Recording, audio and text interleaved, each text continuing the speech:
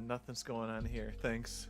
I'm trying to read from the side here, and let me see. Can I get? I got over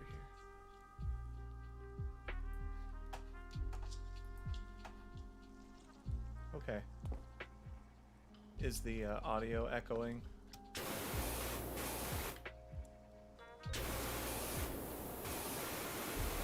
I know I changed the latency, but I know it's probably going to be still very slow since I haven't fixed anything yet.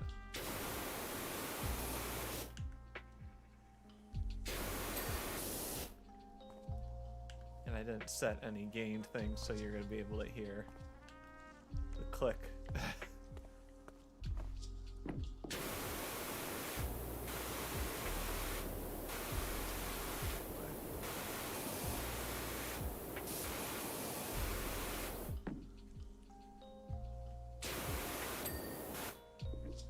Awesome. Let's see, what am I? 99%. Okay. Now I gotta play this game of finding. I hate to use the giveaway little thing. Oh, there it is. I don't like using that. I feel like. There it is.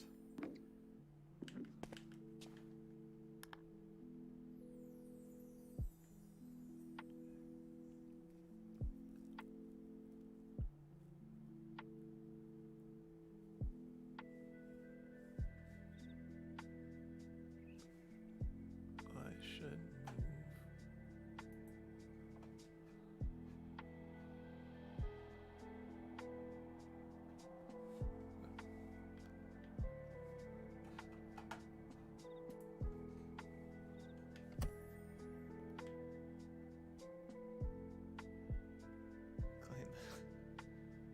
Okay. But then we're gonna go to the tree house, which is gonna be a whole. Okay.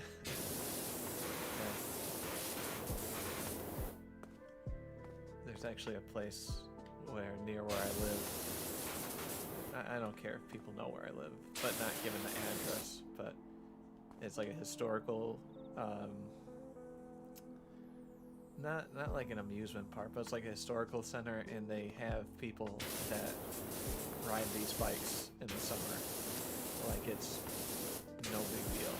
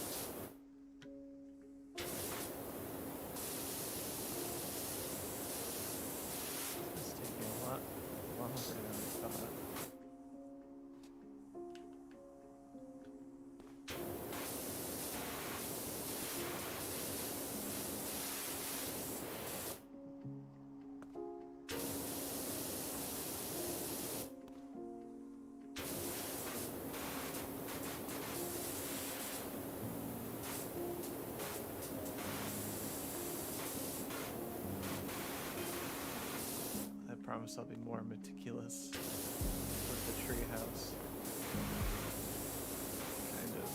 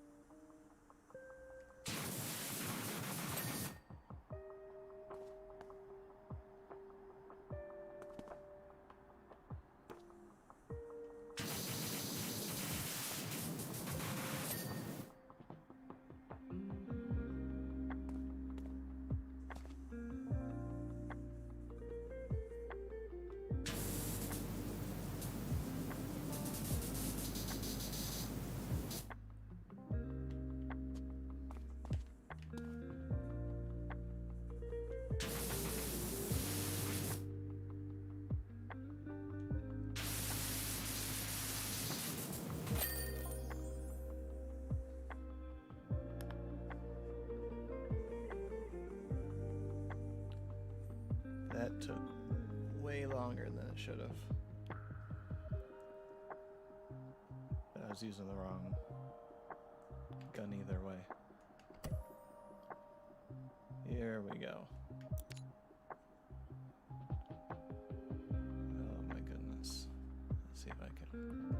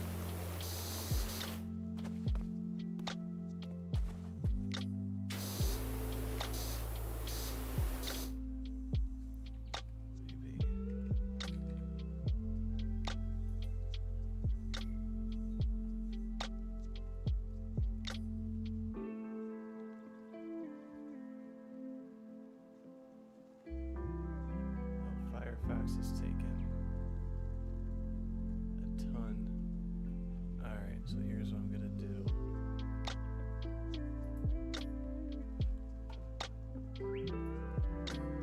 I'm just gonna turn it into a power wash and chill situation.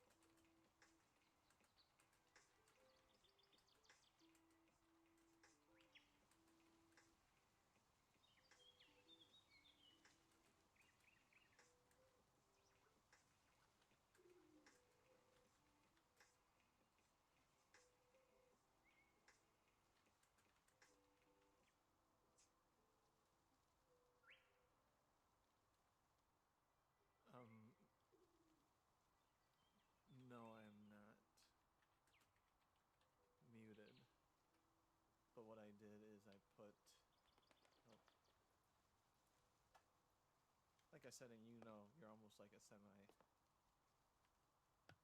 through the process, that this seems to be like more of that Mars situation.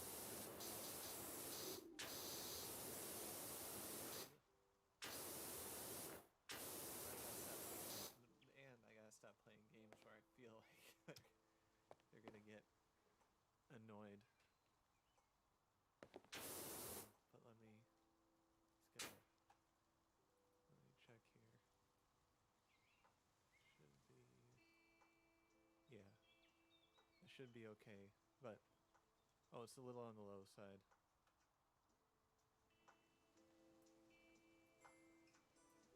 Here, that's a little bit better. Still kind of on the low side, but that was part of my plan for this one, at least. So if I sound kind of normal, then there we go. Because I'm doing a workaround with the music where I'm playing in the background of me and not the actual computer. Because it seemed like I was slowing it down.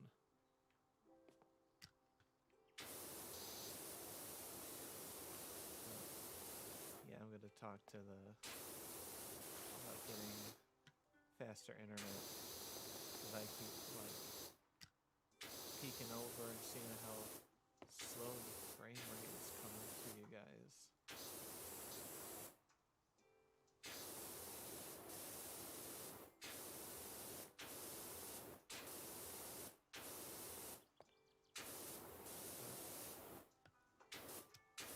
Live and learn.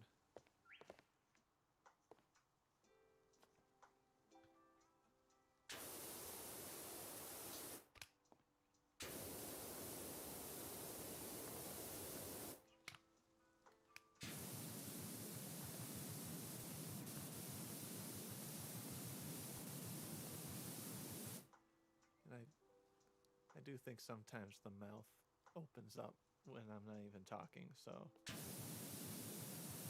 eventually I want to kind of upgrade my model where the mouth is a little more consistent.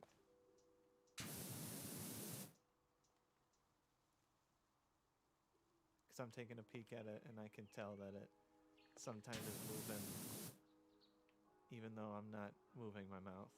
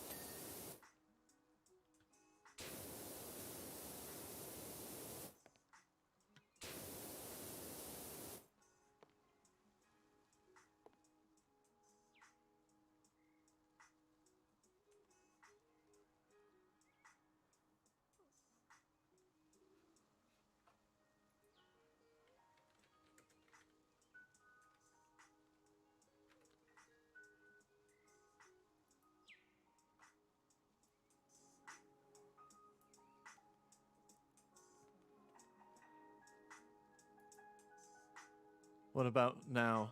Actually, hold on. What about now here?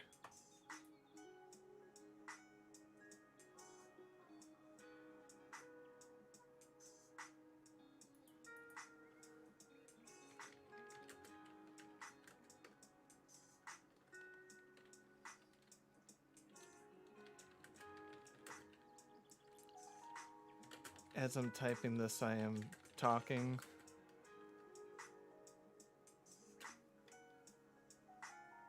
Okay, it's much better. Don't worry, I'm coming back to it.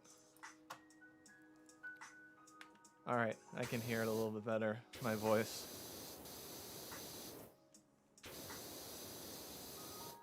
My goodness, where's my plan?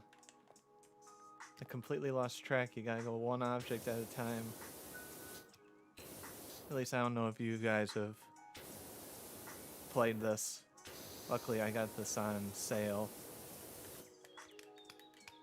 but I've learned if you just kind of go like willy-nilly like this, that you lose all these tiny pieces. Even though you can cheat and like make it shows all the areas that are dirty. So it's kind of showing me that everything's dirty right now. But I kind of find that as a form of cheating, quote unquote giving up, which I won't do until needed. You ran.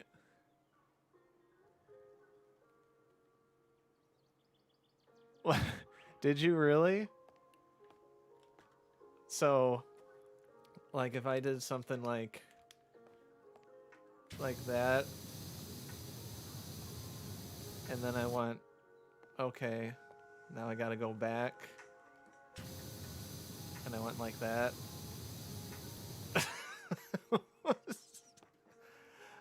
I would assume that that was more of a crime. I actually did power wash tennis courts once, and I don't think we did it correctly. It was the main owner of the tennis courts, and no. So he wanted to power wash the outdoor tennis courts, and if you were a power wash lover, it would have been a dream on these courts, because it was, you know how you picture like a light green of a tennis court? It was like a moss green, like the shadow right there. So it was like that dark of green, and it was supposed to be kind of a bright tennis court green like this one. And so when he gave us, and I was probably 12 at the time, and he gave, let me see, is this, I'm gonna have to do it there, and he gave us the power power washers like this, and you're 12 and you're trying to focus, but we kind of did that a little bit, not that badly, we didn't like walk back and forth, but I learned with power washing, especially tennis courts, that it's very difficult to do, and it's got to be very consistent. You can't change the pressures or the distance between the power washer and yourself. I'm cheating because it created streaks. I'm sorry that I was talking more than power washing. And then so, my goodness. So those courts eventually got taken down. The place I worked at closed, sadly, and so the person who bought it actually just kind of didn't even want tennis to be part of it. And as a power wash lover, if you were seeing it now, the courts are like a beyond moss green, like almost a black green kind of deal. And there's actually a wildlife like deer on the court. It was quite majestic, almost like it was, oh my, it was almost like storybook, like, you know, I'm gonna go do these fences, I'm gonna come back to that.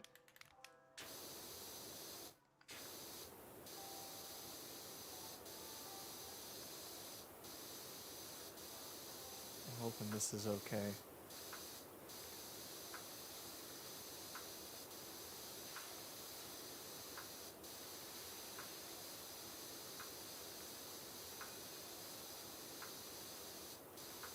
Yeah, this brings back. And I don't even know, I can't tell if you're telling the truth or not with the, hold on, sorry. Having this. Okay, that helps a lot with seeing my voice. I'm coming back. There we go. I'm not sure if you're telling the truth or not, but I did find it hilarious. And of course, you know, what was I to expect? That the power washer, you know, it came with the equipment, and it just came with this huge tank of water. And of course, it is what it is, but it was just very odd to see just like this huge jug, almost like a jug of water, like a weird plastic tank, and it just, for some reason, I remember laughing at it on how it was almost comically large, and at the end of the day, we kind of botched it, but it was extremely enjoyable to do. I don't know if I'm breaking any rules going outside in. I'm trying to go object by object, or kind of line by...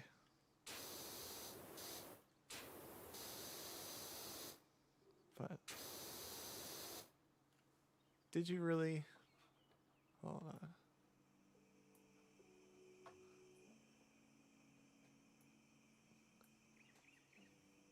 Sir, I don't play around in the pressure.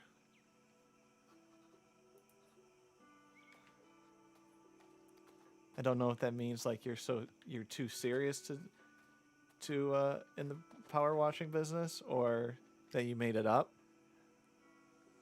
I'm kind of interested, because I actually kind of, even though I did a bad job, I could so see me doing this as like a job, even though I've only had that one day of an experience. Let's see here. Look at this little area. I feel the pressure's on though, since I have like a professional power washer watching me. Now it's like I can't mess this up. Or if it's like a speed run.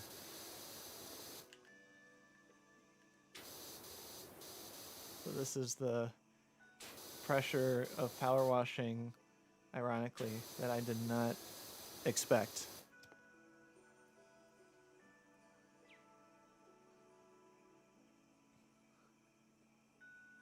Family bled for that.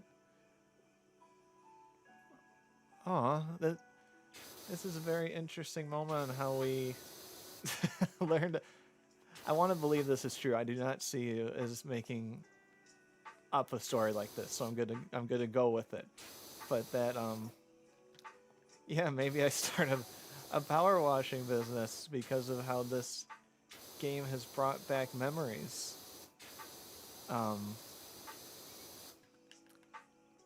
But I know it's not going to be as mainstream as me just swapping out nozzles this quickly and having to refill.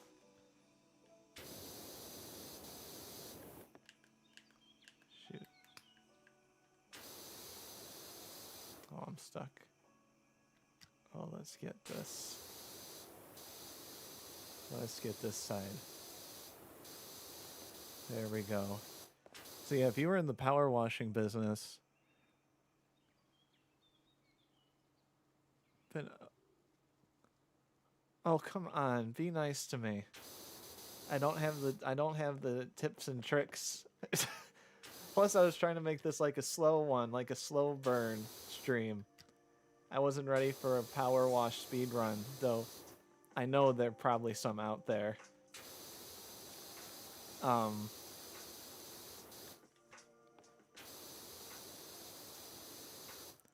I hope to make you proud towards the end, at least me getting it done. Even if I'm doing it kind of ass backwards. I think I'm doing okay.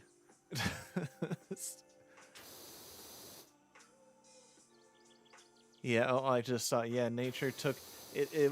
I know that's an older comment, but it is 100% of the of how you see like the post-apocalyptic world where you see the buildings with trees and mushrooms growing out of them. Like it did look like it was from a movie almost, both in a good way and kind of depressing. On how, I don't want to say beautiful, because in terms of power washing, I guess it would be good to see if you were in the power washing business, but it was a little depressing to see, because that's where I worked for for when I was playing tennis, and they just went, yeah, no, we're closing down, and we're gonna not take care of the courts, and we're just gonna, here we go, see you later, bye. And I don't know what would have been worse if they were to have to tearing down the courts, torn down, or to just let them go all dilapidated. A little bit of me thinks I would have been just as sad with both, but I think they're still out there. So maybe if you're in my area and want to power wash that on the side,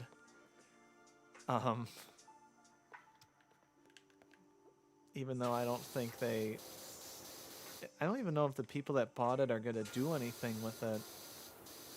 It's, that whole more second round of, third, fourth round of COVID kind of hit. And especially for, like, the gym and sports, that's one of the worst businesses and industries that hit with keeping everything so clean. I remember right before it closed down and right before COVID started that I worked along with tennis. I used to sub for the gym. So I'd work like the gym equipment and help people with their techniques and give tours. And part of it was cleaning, of course. And like 2 weeks, like the first 2 weeks before it got super serious, outdoor sports should be fine. Yes, they should be, but this was the place I worked at had indoor courts along with outdoor, and you can't make any money like a business wise on outdoor courts because there's so many public ones. But in terms of COVID as well, it closed down because of all the other. I don't care. It was a YMCA. There's so many of these stories on people trying to hide their identity. But yeah, I worked at a Y, and so it had like all the other sports. It had swimming, it had basketball, it had karate, taekwondo. What else? Oh, I know I'm just... there's a whole bunch of different sports. So that's why, like, the COVID thing hit. But, I lost track. So you're the main character from... I hope not. I'm not sure what Red... Oh, I'm gonna feel stupid. I'm not sure what Red Oaks is. Oh, no.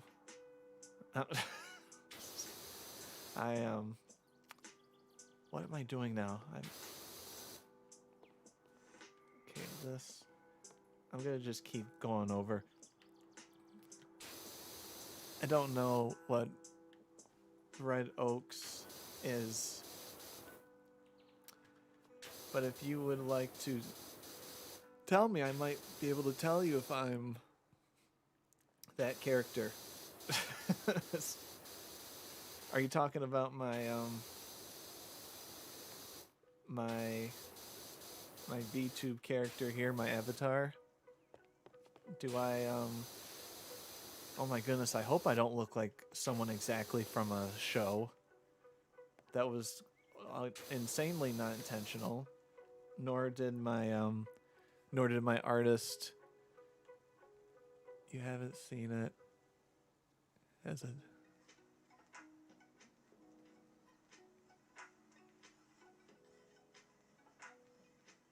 If you haven't seen it, he's a tennis. Is this like a TV show, or is this like you're actually slowly trying to figure out where I live? Like, do you know this court? Yeah, tennis. Like, if I really wanted to, I could make a living doing just tennis. But the amount of burnout and butt kissing you have to do, set in the 80s. Okay, so yes, I'm not that character. The amount of butt kissing you have to do for tennis is indescribable, especially for like country clubs, because I have worked at a country club for it at one time, and the stereotype is 100% there. Now, of course, not everybody is like it, but a lot of people are like, well, I paid for these amount of lessons, so I should be this good. Like it's like a trade-off. Like I don't have to worry about practicing. You just tell me what to do, and then I do it, and then I'm perfect, and then we part ways. But they don't understand that they have to play more than one day a week. But I knew people that charged like 120 an hour. Highly recommend it. All right, I will make a note. I will make a note of that to take a look at that. But anyway, I did know people that charged 120 an hour for tennis lessons and had consistent clients. You know, some of them made six figures doing it. Of course, though, a lot of these people like semi played on the tour and like top, I think they're in the top 500 or something. So it's still a huge deal, but it's not like they were like the top 10 super duper pro, but they're able to use that as a calling card where a lot of people think, well, if he's a good player, he's a good coach. And that's not necessarily the case for some of these people. But yeah, if I was in the top 500, if I was in the top 500, I would definitely use that as a calling card. But I still would feel weird charging 120 an hour. But as long as they thought they were having fun and improving, one of the things that, it's not trying to sound negative, at least what one coach I know did, even though he doesn't want to admit it, is that they, and I'm trying to think of the word,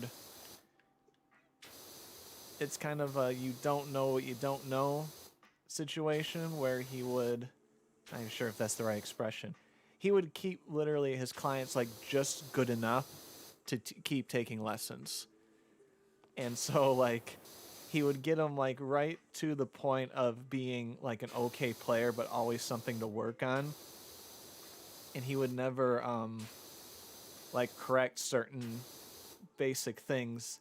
And there's many unwritten rules of, I think, sports coaching in general, but tennis coaching is that you do not go on the court when the other coach is coaching, and you do not help the other player out that that coach is teaching. Like, you just don't do that. It's kind of a slap in the face to the pro. And it happened to me once or twice, but I don't know if you've played tennis before, and like before, I'm like 10 seconds off on the chat compared to when I'm talking. So if I sound like I'm responding oddly, we both know why. He had his one of his players. He charged $60 an hour. I remember they took 2 lessons a week. The same person. So picture 120 an hour, 120 a week, and she did this since I would say like 3 years at least probably more, probably 5. And oh my goodness, this top. I know I'm able to get the ladder, but I kind of don't want to until the end. If you know what, so a serve is how you start the point, and you know it. So a serve is how you start the point, like if you watch the U.S. Open, and what you have to do is that their feet have to be behind that, so that far line is the baseline that they're behind, and you have to have both your feet behind that line before you make contact. I'm going to save the stairs for later. So you can't have your right or left foot cross over that baseline until you make contact. So, it's like you can't go 10 feet into the court and slam it over. And what she did, and I would see, time and time again, is that she would have like take like 2 giant steps in, and it wasn't her fault. And it's called a footfall, and I know she wasn't doing it on purpose, but it was like awkwardly out in front to the point where you would the other side would call it a footfall. Usually in a match you don't call footfalls on other people unless it's like bad. And so I'm just watching her.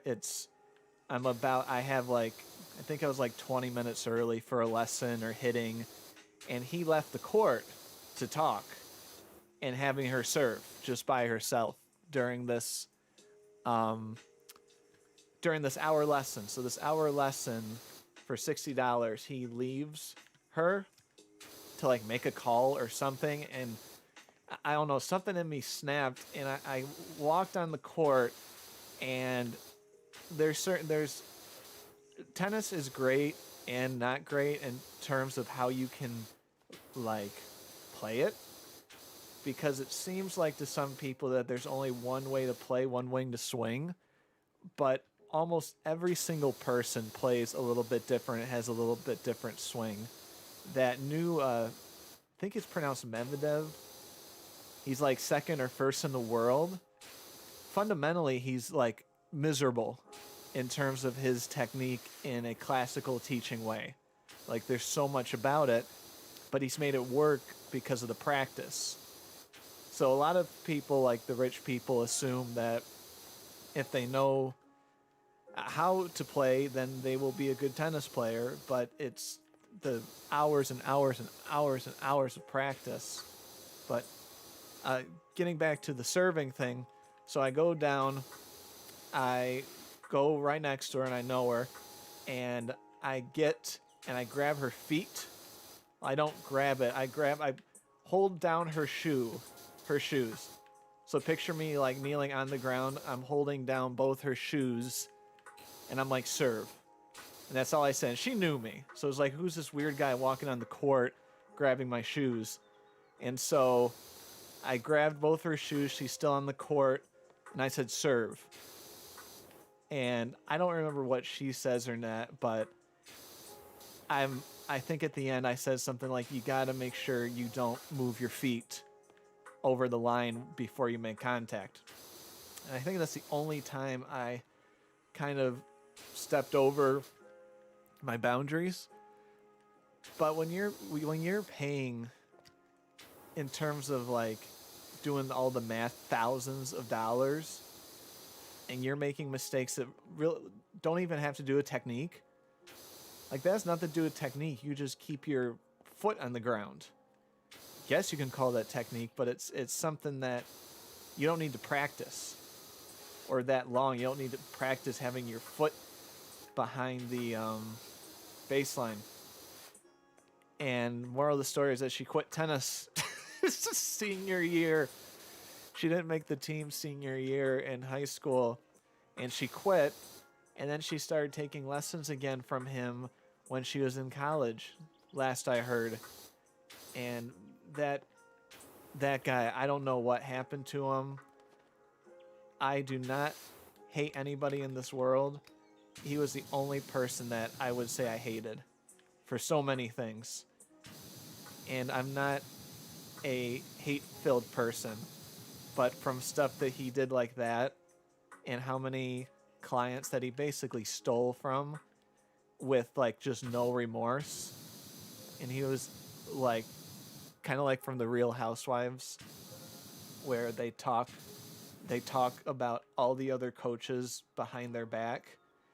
And when he's talking to me, I'm like, I can only imagine what you've been telling people about me, because you're talking about every single person that works here except me, and the odds of you loving me is like 0% because you know that I don't like you. So, but yeah, as of now, I still do tennis on the side. It's a sport that you can hold on for the rest of your life, which is fantastic. Like football, eventually you can't really play like you could. You know, I can't see. there's people that I knew like in their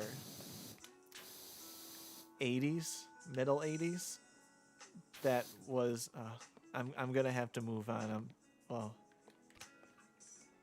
trying to figure out where it is. In their 80s still playing. And that's hard to do with something like football. I guess golf's another one, but you don't get as much of a sweat with golf as you do with tennis, at least for me. No offense to golf. Golf lovers out there, I am... Oh, there you go. I am not trying to call you out for being mean about it. Yay! Oh my goodness, I got the bench done. Or the picnic basket, Yogi Bear. Picnic. Yeah, picnic table, picnic basket. I got Paramount Plus for a week, and I saw they had like all the old Hanna-Barbera cartoons in a new form. And I literally just bought the month for that. And it was bizarre because they made I think I told you this though, that I was a big time animator. I'm not that good at drawing animation, but I did work a little bit with animated projects. So I have a big love of like animation from from the late 1800s, like all of it up till now. But what they did with the new Hanna-Barbera one, which I get why they did it, but in a way for me, well, so they made two of the characters that were male female because they didn't talk that much and they didn't really have, I'm trying to think. Yeah, Jabberjaw, they turn into a female for some reason, and then there was one other character, I think it was Snagglepuss, or it was another character that they just decided to be female. And I realized looking at all the Hanna-Barbera cartoons that it's almost all male. You hit the ball. Oh, if you're asking about animation, I didn't become a professional one, but I did know a few people where I helped out on like a commercial or two. So I need to get back into it full force. Maybe this will bring me to my senses doing these streams. But I never was like full blown in the industry. But I knew some people who were in it. And he was actually the one guy I know is one of the one of the top 5 in the world in terms of animation preservation. And like he's like world known, and he's one of the nicest guys you'll ever meet. And he does an animation festival once a year. And I love the Lost Media things, and part of it was that it's like a short animation festival. And he shows the old ones, and I'll go back to that. And he showed some never before seen Felix animations from like the 1900, like 1910, earlier than that were never seen by anybody except then. In our little theater of less than a few hundred, saw these Felix cartoons that no one in the world basically ever saw at that point. And I don't know if he put it in the public domain or what they did with it, but I've seen about like Lost Media that they talk about Felix the cat, and in my mind I'm like, yeah, I did see some of those that I guess no one's ever seen, but I hate to break it to you, they're not that exciting. It's not like look at what I've been missing my whole life. It's just I even forgot what it was about, sadly. I mean, I knew it was Felix, but it wasn't something like the Holy Grail. But yeah, there was... I did a lot more storyboarding than anything. For like, I did do a couple film projects, you know, and I did want to get into that. I wanted to get into a lot of art industries, and who knows what'll happen, you know, in the future. Sorry if it went soft again. Who knows what'll happen in the future, but I would do a lot of like storyboards, like quick storyboards for some films for projects, my projects, and other people's projects, because I really liked quickly writing and visualizing something. But I didn't work on my actual like big time drawing skills. So maybe I can do some of those using this as kind of a peer pressure thing to learn some new skills or develop some skills that weren't there. And yeah, so this can be kind of, because a lot of the friends and family that I know, like, they don't do anything with anything that I do, so to speak.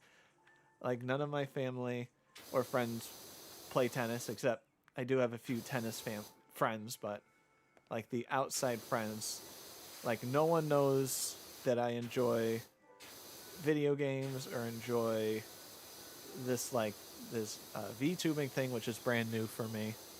But it's like I'm in my own little island, trying to float and find my way in life to get deep about it. So I'm still trying to figure that out to this point. But yeah, I really did enjoy storyboarding and writing. And I did do, just to talk about my resume, I did do like TED Talks that I did. Come on, stop saying. I worked on a TED Talk, the behind the scenes thing. I didn't give one off. So I helped out with the TED Talk that was in my city, and that was really cool. I even kept. They passed out fancy water bottles, and I still have it as like a memento. And it's supposed to have like extra calcium in it. It's like a fancy water, so maybe someday I'll open it. But yeah, it was amazing doing those big projects like that. I got to meet the guy who did the voice of Yakko and Carl. Oh, why do I forget? This is really bad. I shouldn't forget names like this, but he was a famous voice actor for cartoons, like Yakko from Animaniacs and Carl from Jimmy Neutron. And I know he did a whole bunch of other stuff, but he was like the only guest I was excited to see. There was a lot of, and I have to learn not to sound negative, but there's a lot of people that were like in South Park smelling their own farts in terms of their speeches, because part of our thing was that on our like time off we could go and like watch some of them. And like, I remember this one person, and they literally were like, yes, plastic is bad for the world, for climate change, and we need to fix it. And in my mind, I'm like, why you think you're the main key? Like, you were, because it wasn't like she said, this is our problem and I have a solution. She was like, oh yeah, the global warming is bad and I have a doctorate in saying so. So she didn't fix anything. I'd rather have someone with no degree find a way to, or even like like Mr. Beast, how he's doing that Team C's thing. I highly doubt he has any kind of degree in biology or anything of that sort, but he did a lot more than what that TEDx talker did. It's like, global warming, the change is bad. I'm like, you got paid to come here and just say that, and we have to act like you're a genius. It was, so it kind of annoyed me because I know they got paid. I don't know how much they got paid, but I know it was a lot more than I did. But I felt bad for some people didn't get paid at all. They got paid in experience.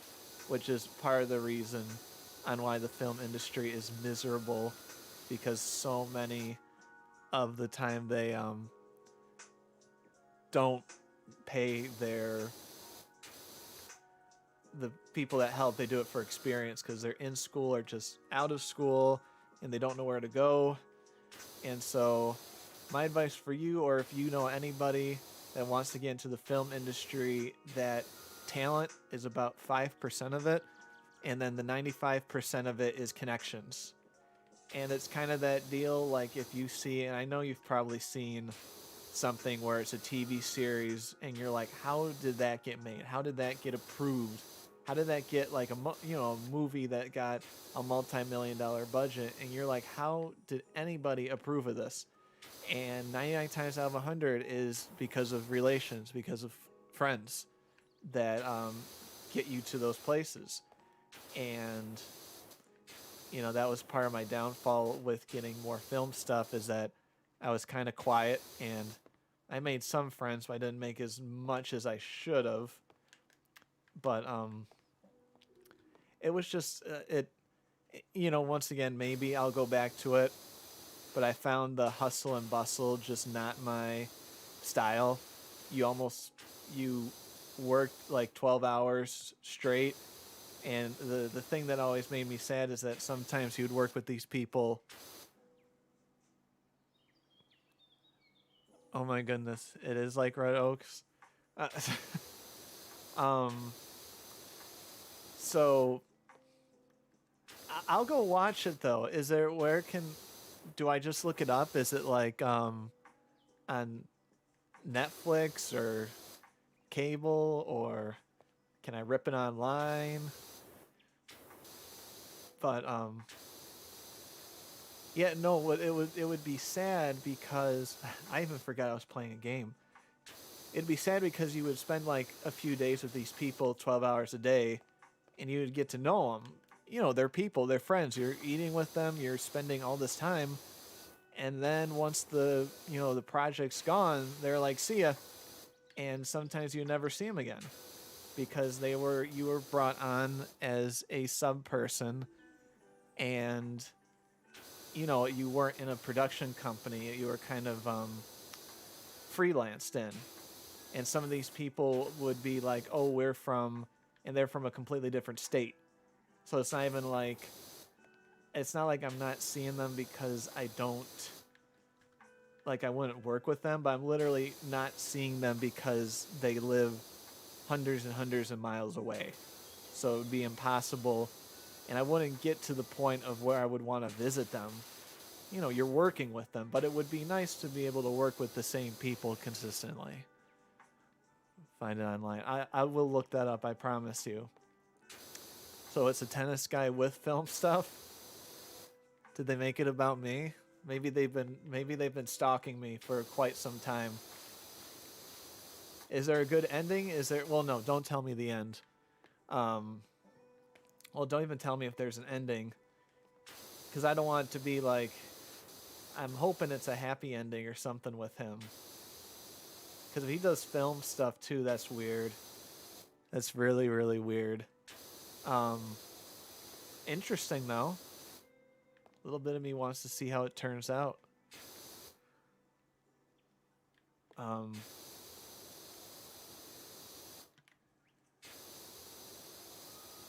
Yeah, tennis and film. I do wish in a way that I got like a more stable or normal. The show's okay, happy end, the show's over. Okay, well at least it's still there. They didn't burn it to the ground. Like some of that lost media stuff I would find. I get caught up in that lost media stuff, like where you would hear the stories about like the BBC re-recording over shows, like game shows or Doctor Who. They wouldn't save the reel. They would re-record over it. So basically they destroyed half of it. And, well, not half, but like, there's just a lot of movies from the non-BBC, but like, God, what am I saying? Like the 1910s, 20s, and 30s that have either been destroyed in accidental fires, or they've been recorded on, or they were produced on highly flammable film. So there were fires at times, and then it could have been the master copy, which absolutely stinks here. But it's very satisfying when a piece of lost media becomes unearthed. Yeah, it's a shame, but it's quite exciting when something gets found, even if it's something like a video game commercial or a Subway commercial. Or it's nice when someone, like that Mandela effect, and there's a bunch of people who thought they saw the same thing, and eventually they find it, even though it seemed like it never existed. I think the Clockman was one of them, or it was like animals in it was like from the Sesame Street, like, I don't want to say the Crack Man, but there's the Clock Man, and then there's one that was like a camel in crack. Oh, sorry. Because I'm looking down, then I'm looking up at the text. I do have the books. I do have the manga of the Prince of Tennis, so I do have a little bit of that anime side in me. But literally, yeah, I do have that, and that was very exciting to find, and of course try to play every tennis video game I can find. But it's hilarious how they talk about their secret techniques in that. I gotta reread it again. There was one that's always stuck in my head about one of the main characters that, like, he played the point, but he hasn't moved from like a certain spot in the court. He's made him hit all his shots right back to him, or, you know, he's got his eyes closed. It was just like, it was very fascinating on how to make tennis intense for readers and viewers, because it's one thing to play it, it's another thing to watch it. I always say, if you're going to watch tennis, watch doubles or watch wheelchair tennis. I find singles the most boring type of tennis you can watch. Doubles is much more fast and much more exciting to watch. And wheelchair tennis is really interesting to watch. And I mean, exciting too, but I didn't even know about. He's actually left-handed. Yeah, that's what they would do. Like, he's left-handed. His eyes are closed. He doesn't have his shoes tied. He doesn't know what day it is. Or they'll have it where they hit it and the ball spins in a... Well, I don't remember exact moments, but I bet you there's one case where he would hit the ball and would give this like really weird bounce that would pop over the guy's head or bounce back on the other side of the net. I guarantee you there was one where it bounced on the other side of the net. But give me 1 second here. I gotta go grab medication, which is fantastic. And so by the time you hear this, I'm actually gonna tap the top of the mic, which is mute, and hopefully everything turns quiet. But I will be back like literally in 20 seconds. All right.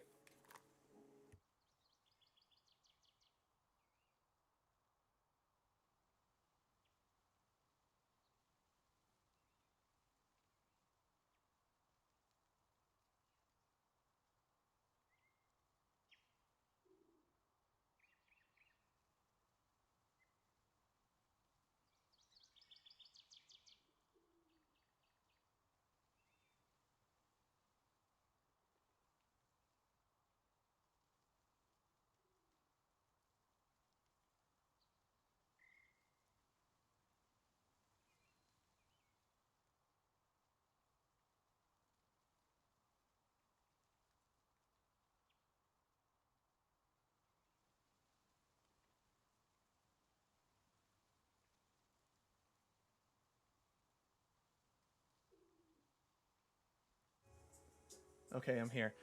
Oh, you mean I haven't seen the anime. Is there an anime? If there is, I definitely gotta go watch it. Oh my! I have like only done 17%. Okay. And hopefully the audio's back to normal because I just unmuted it. But yeah, I haven't seen the anime. One of the things that tends to happen though sometimes, I when I did, I had to join, or I did at one point join an anime club. I think I had this in the debut stream to try to figure out, like how to appreciate anime culture. That there's this one about ping pong. I don't know the name, but the animation was insane because it seemed like it used a lot of different techniques. I mean, anime, the quality is great, but sometimes, at least in my eyes, it can be a little repetitive. And they did a lot of animations, as far as I remember, that had a real nice vibe to it. But something that happens though is that you'll read the book, and it's how people say, like, if they read the book and then watch the movie, it's not the same. So I've read the manga. That's like I'm looking at it. I think that's one of the only ones I bought, and that was a long time ago. You give them voices in your head while you're reading it. And when you like watch the show or watch the movie, it and the voice turns out to be like nothing like you pictured, it might mess me up, you know, but in a good way, because they'll like maybe he has like a really insane accent out of nowhere, or he has like a speech impediment, and now you can't look at the guy the same way again, for better or for worse. I think this is what happens to a lot of people when they watch a movie after reading the book. I'm assuming Harry Potter people probably have that, where they had a certain voice or certain person in mind, and it turned out to be like nothing on how they thought it was going to be. But I have a lot to do. So I got Prince of Tennis anime. I got to relook what the ping pong was, and I have to see Red Oaks. I'm thinking they're having a. Oh, there's a jump first time. I feel like there's got to be an anime about power washing somewhere, or at least like a side plot of a power washing business.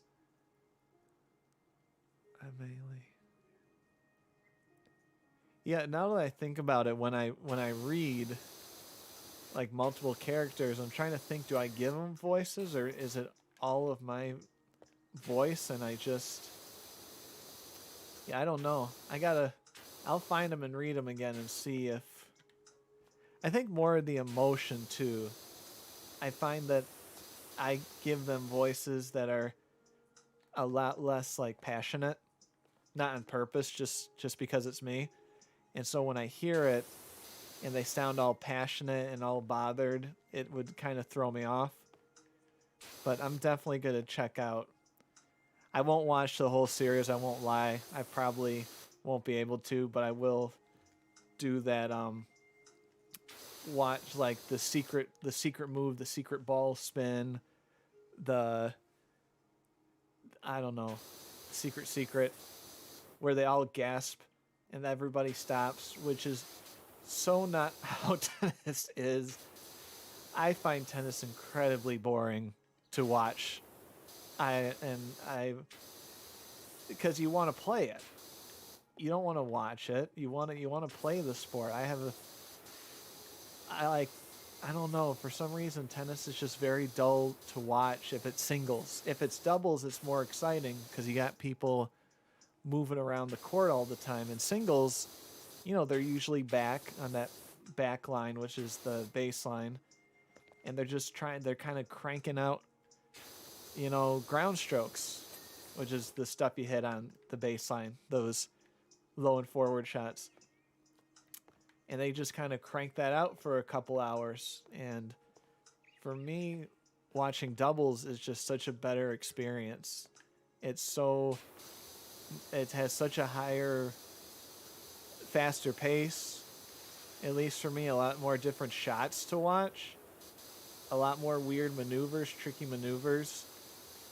Sometimes I feel the professional tennis has gotten kind of bland, almost like polished over, where there's no kind of flair to it.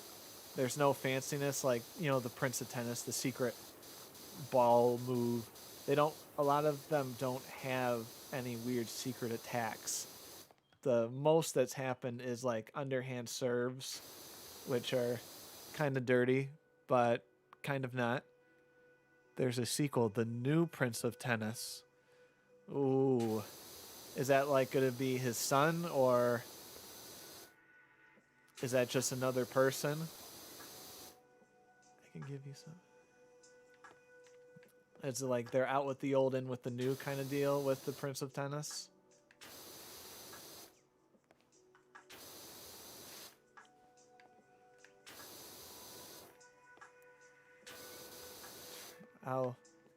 I'll respond to it once it happens.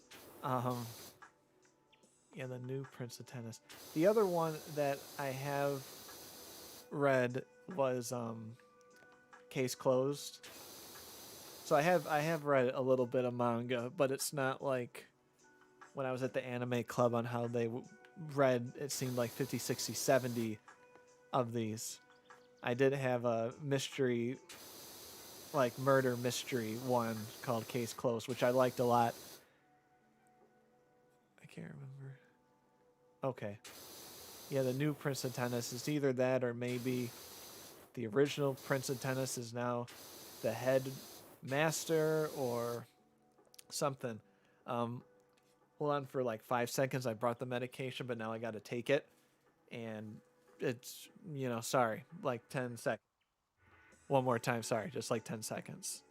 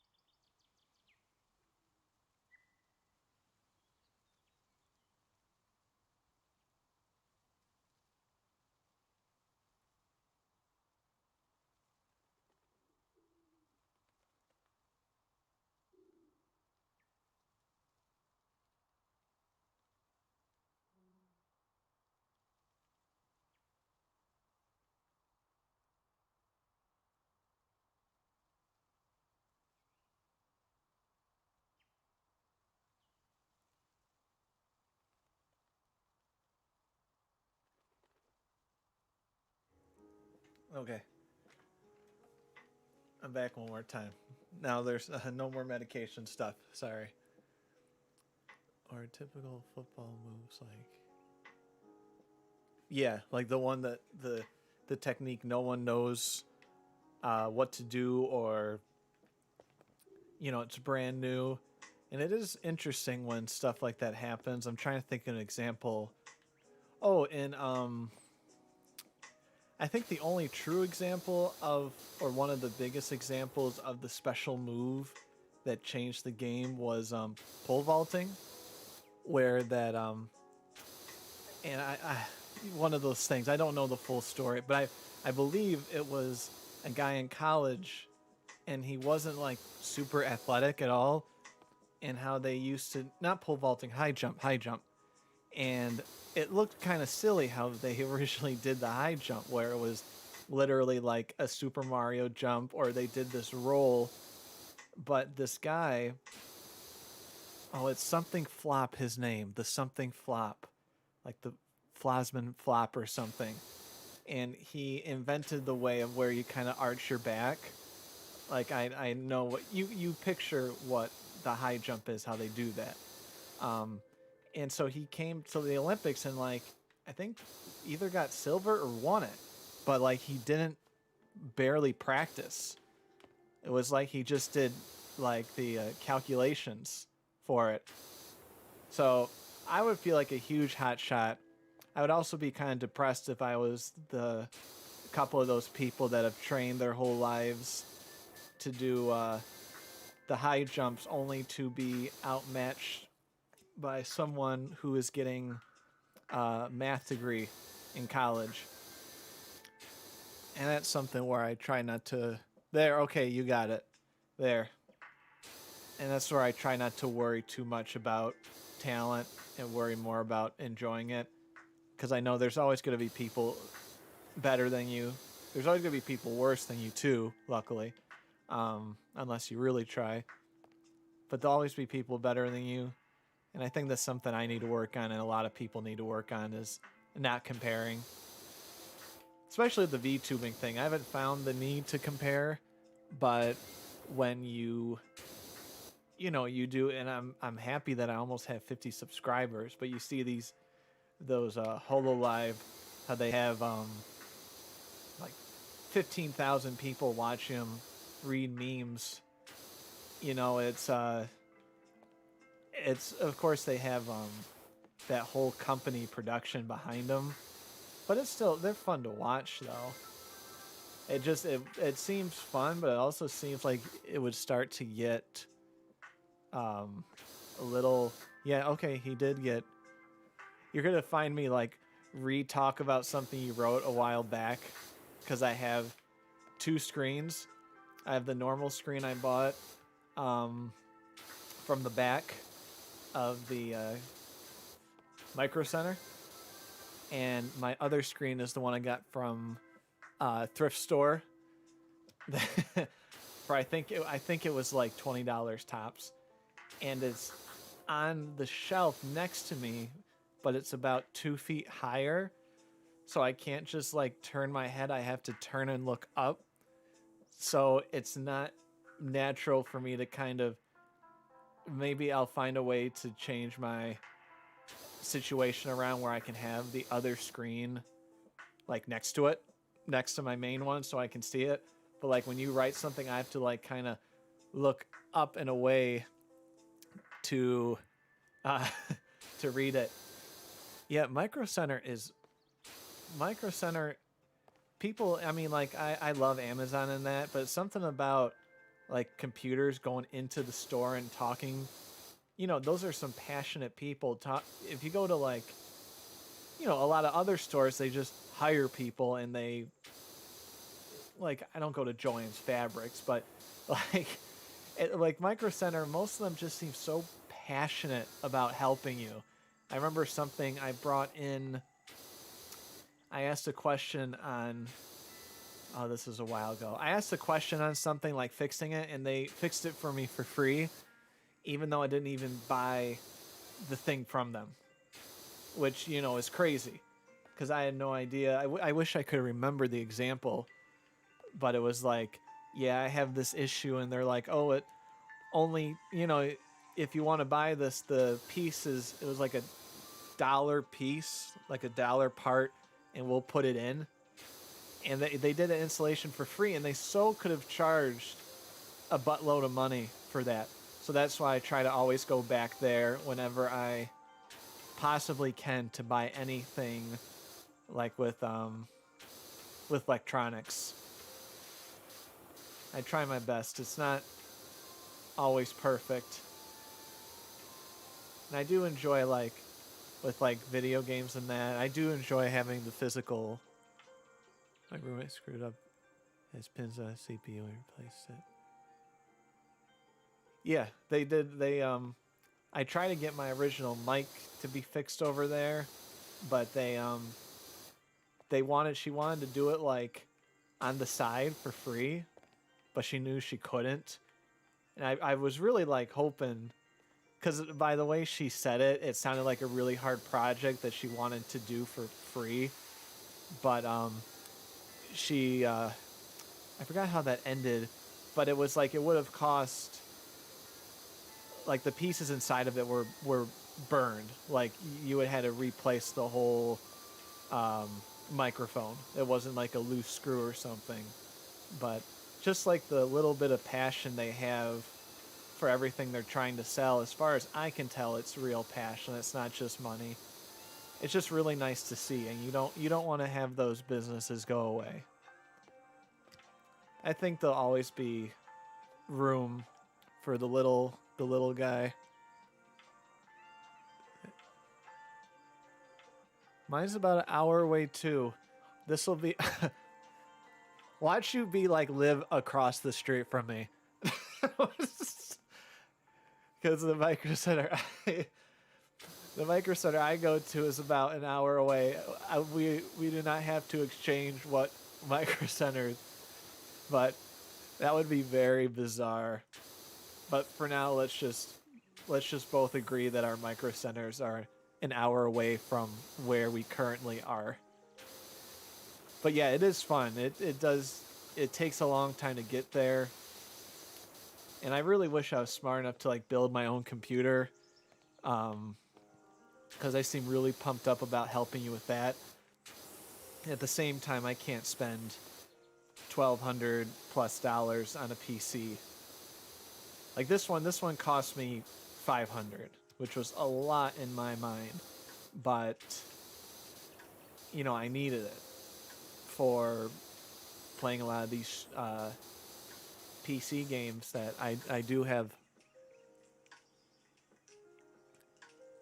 Building your PC is pretty easy. Oh, okay. I'm not. I'm trying to think here. I did take, so I'm not like, yeah, I don't know how I would be able to do the component, the actual building part, because I did take a metalsmithing class where I got to work with like solder and kind of jewelry making short projects. So I would enjoy doing that whole soldering part, but I don't have the knowledge or the confidence to put together extremely expensive parts. Plus, they probably get a kick out of doing it too. This ladder's in the way. There. I'm just gonna put you over there. And it's this. You gotta be. It's really finicky there. I'm just gonna put you right there.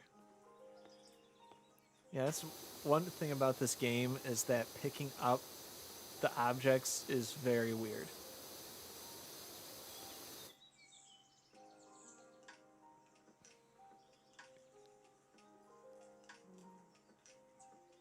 Well, I think more building in terms of what to put in it. Like, I know all the parts in that, but I don't feel like I would be confident enough to put them all together. I know it doesn't make sense, but, you know, with, like, metal smithing in that, you don't have to worry about electrical components, like, mixing with each other and that I'm just not as confident with, like, building a PC currently. Though I did buy a book which went way over my head on console buildings, like your own video game console, if I pronounced that right. Yeah, metalsmithing was fun. Power washing, metalsmithing, anything that you can physically do and get your hands dirty. That's the kind of stuff I enjoy. Like like, you know, eventually getting a desk job or something. My cousins, luckily or not, I haven't had to go the desktop job type route in life for now. I've been very fortunate because I would get way too antsy, and almost the rest of my families do have like day desk jobs, and I just don't know how they do it. It's not like the that anti-work movement, like I'll definitely work the hours, work the times, but the busy work that some of them do when they're talking, like I could not spend my day just organizing emails about, I don't even know. I learned that my one cousin basically is the middleman between, he works in the government, and what was funny is that when my father, he lost his job during that crash of, I think it was 2008, and so he tried to get a job at the government. This is a true story. So he tried to get a job at the government, and he worked there for a week, and they literally told him, "You can't work this hard." Um, I'm sorry, you're trying to get a desk job. They told, well, I mean, good luck for you though. I might get one too. Who knows? They might be enjoyable. You'll get one too. You'll get one, and you'll get the job. If you haven't gotten it, you're gonna get the call on a Friday. That's my guess. So whenever you get that meeting or that job or that interview, you're gonna get it on a Friday. All right, remember that. Anyway, so the government, not the government. So he got the government job. He was in it for about a week or two, he told me, and then they literally told him, "You can't work this hard. You have to slow down your work because you're gonna make the rest of us look bad." And thus, not getting into politics, my dad was like, so they basically told me I have to work less, or I have to, or I'm gonna get fired, literally. And so he quit after that. And I just thought that was insane. But my father is an extremely hard worker, so I can see why some of them would get frustrated with him.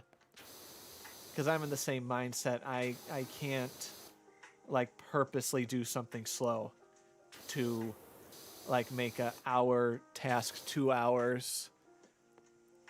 I couldn't do it. And as of now, luckily, I haven't had to do it. I mean, most of the jobs I've had so far have been mostly all physical moving around, and that's the stuff I really enjoy. But so like even if I get like a desk job, it's got to be something where I'm able to like walk around or do something. Like I could not sit for those huge chunks of hours, and I guess I'm somewhat ignorant to what 100% like my cousins are in the government, or they work at, well, actually they're all at the government basically, and one's a lawyer, and a lot of them are like mechanical and chemical engineers, and so that goes way over my head. And then my mother works as she currently and she doesn't need the money. She likes to just help out, so my father isn't the only one that is working. She's had like maybe like 19 jobs in her life, and this includes stuff like working in a tomato factory and working in a hearing aid center, working at a retirement home, working at a carnival for a little bit. She just is like the perfect example of just, and she even says it like I have no pride, and if I need to work and get paid, I'll do whatever, because she has a degree in dance. She was a dance major, and so a degree in dance can only go so far, basically. Which is, I mean, it's understandable. It's not in a bad way. So she's had to use other skills in her life. But I'm really proud of her that she does that. And she does that with like, I think currently she still works as like a cleaning maid at an office. And she says like, the original guy that owned the building, like really didn't need her, but she was still hired, and she's kind of waiting until the new guy realizes that they don't really need her that intensely. Let me see. So his job was... Hold on. Sitting in the desk. Yeah, I guess you could do that. I should have told them that. Like, I don't know if they'd be able to bring your own work or do your own hobbies. But yeah, if it was, I'm much more of that. This is a task you have to finish, not like you have to do this task for a certain amount of time. So like with this, power washing, like I know the task. It's not like you're gonna power wash for 7 hours and that's it. Like I want a goal. I'm power washing and I'm getting this done. I don't want to just power wash for a few hours and then stop wherever I am. It's not how my mind works. It needs to have an eventual goal, you know. Cuz yeah, I couldn't do a job where I kind of had to watch the clock, or I didn't have an official, oh sorry, not the official job, where I got paid to do stuff per the hour without really a goal. I can't think of an example, but I'm much more project based. Having physical, worked in a kitchen. So what job are you trying to get now, if I can ask?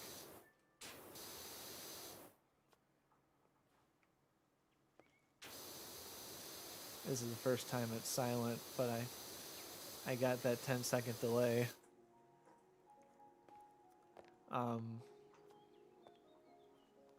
Yeah, so I'm kind of curious on where are you trying to rental property.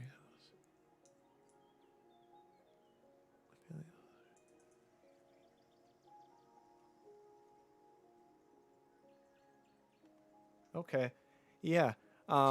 I wish I had references, but first off, like you are, like I guess I won't say it because it's like the VTubing thing and you keep it secret.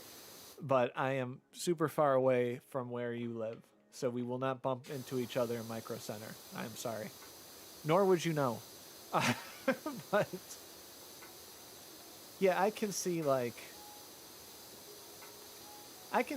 doing an IT job if I needed to, but I would still need a physical outlet.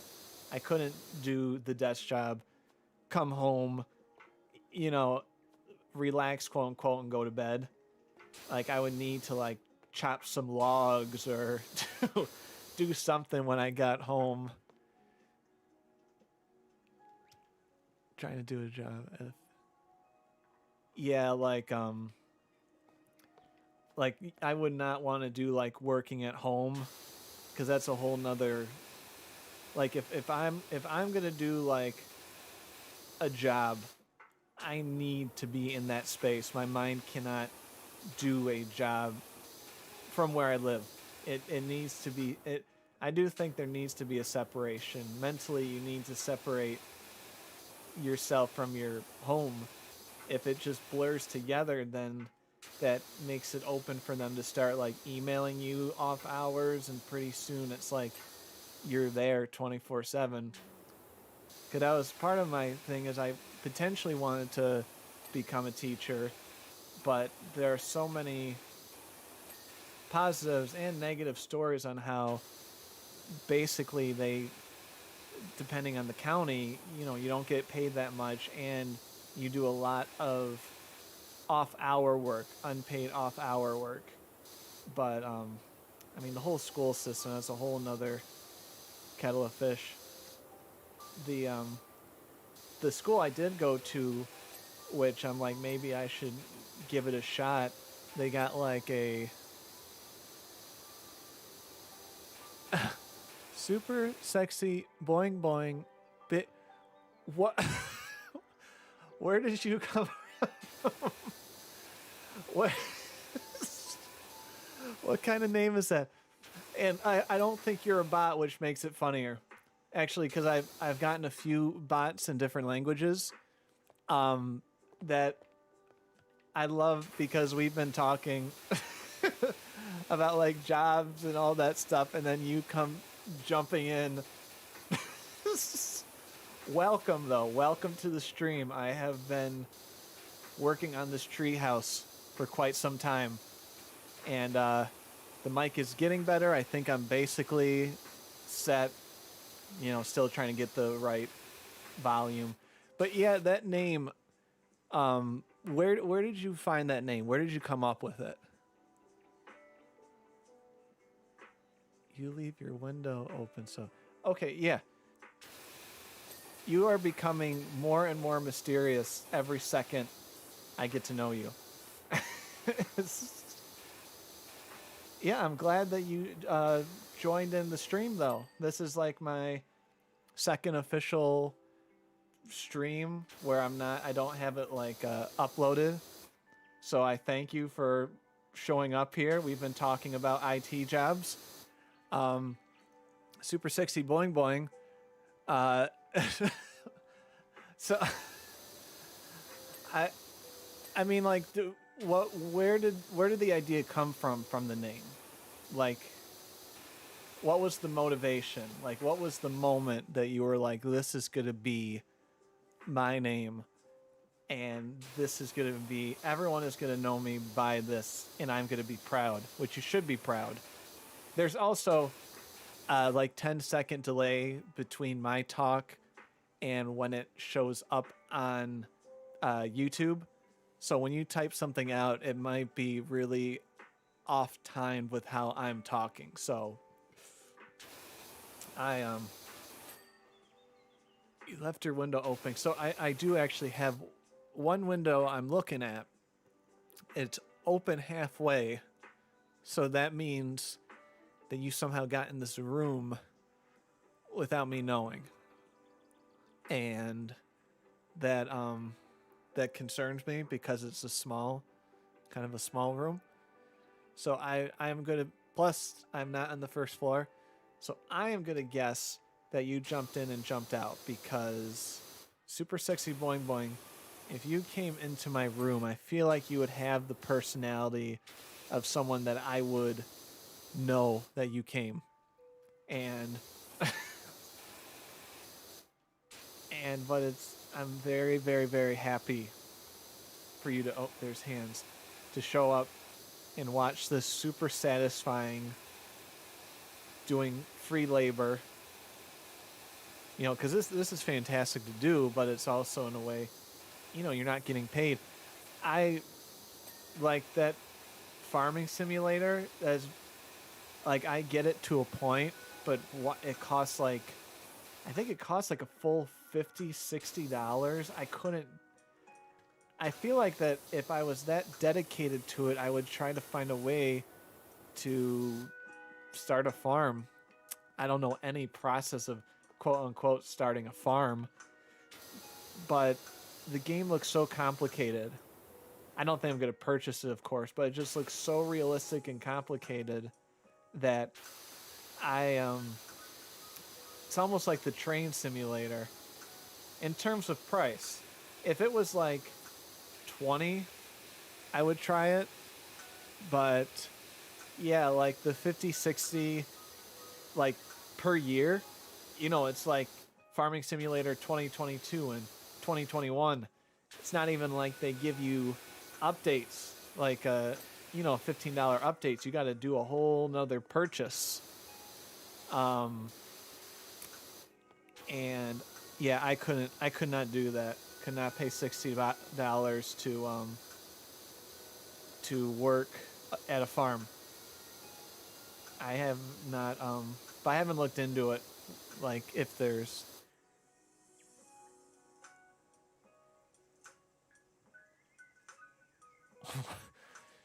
So you want to be a farm?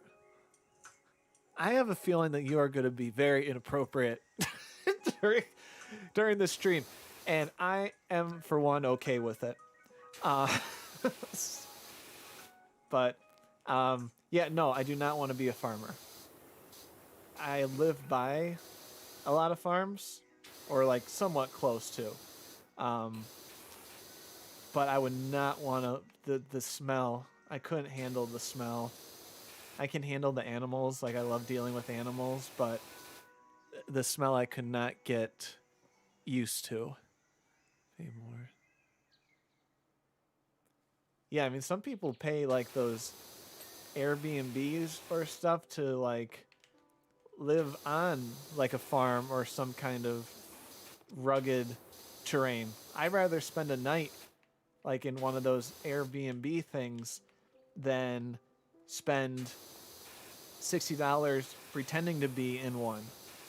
You know, um, buying this game, I'm not gonna have, as of now, who knows, power washing opportunities. I love that ding too. That's the problem with power washing in the real world. Is that you don't get that ding when you get it like 90% done. You have rodeos. Aw. See, that's nice though. I think that's okay because it helps out the farmer. It helps out you. You might find a passion in it. You know, certain things like that, like with where I worked, we would have like a kind of a day where you could kind of test out all of the sports that we have and see what you like. I definitely love going to county fairs, and I always like the carnival games, like the cakewalks, you know, that were in the tent that cost like a quarter to do, and it was like cakes made by the people that like you know worked on the farm or they donated it. It was just really you want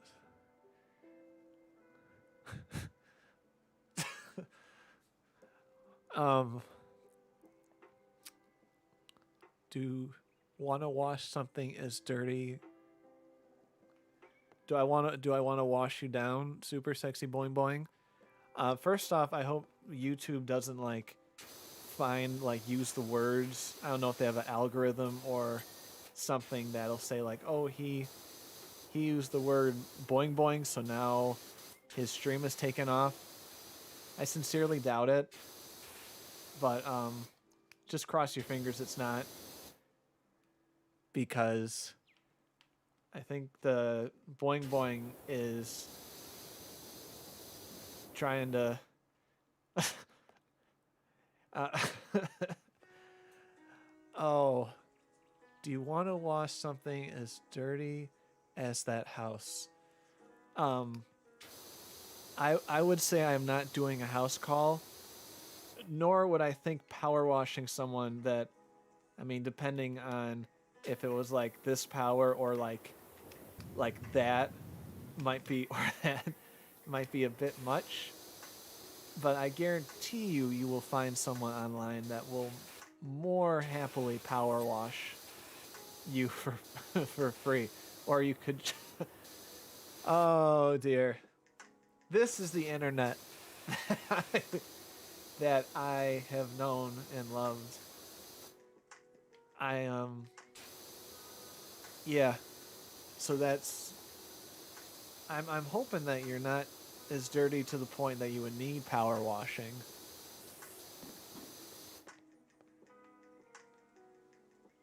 Oh, I did we did get to like the power washer. We like sprayed each other, like I sprayed my feet in that to just the overall powerness of it. We didn't have a full-blown like water fight, even though you know I was like in middle school, because we were getting paid to do it. I like getting paid under the table. I think I got like, because I don't know about child labor laws, because I know some of the other ones were younger than me. We had these big power washers trying to clean the court. We all got, I think, $20 at the end, but definitely using a power washer was worth it, because just something about it, it's just super satisfying when you see all that grime built up that it took months and months to build up, and you just knock it out of the park within seconds. Something about that is very satisfying. Also, people that restore paintings is super satisfying. I'm the kind of one that like watches the painting restorations, the like all the gross medical stuff too when they fix stuff like the acne stuff. I don't know why. Just something about fixing something and getting it clean is just something that I really enjoy. But the I forgot his name. Oh boy. Oh my.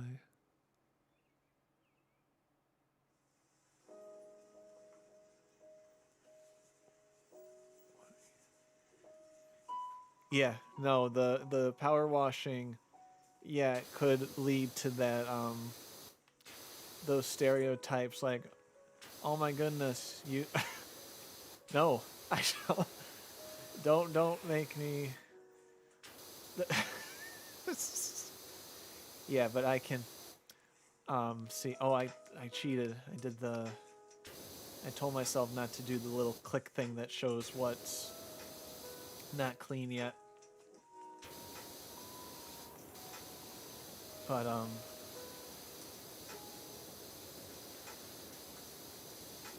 step power washer. Wait, step power. What are step? Oh boy. I appreciate you being here though, because it needs to. I need to have be kept on my toes. It can't just be normal conversations. We need to talk about power washers and in this way. And luckily, I'm not. Some of those streams, um, when I would watch them, they somehow always found a way to make it kind of inappropriate. Like everything. It seemed like they just found a way, and then they would donate like $100 after saying, or like saying something inappropriate about a situation that they're playing, even like in Grand Theft Auto. Um, so yeah, those.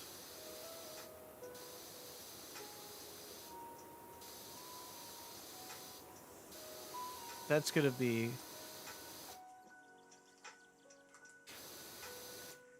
CISO. I don't know what that means.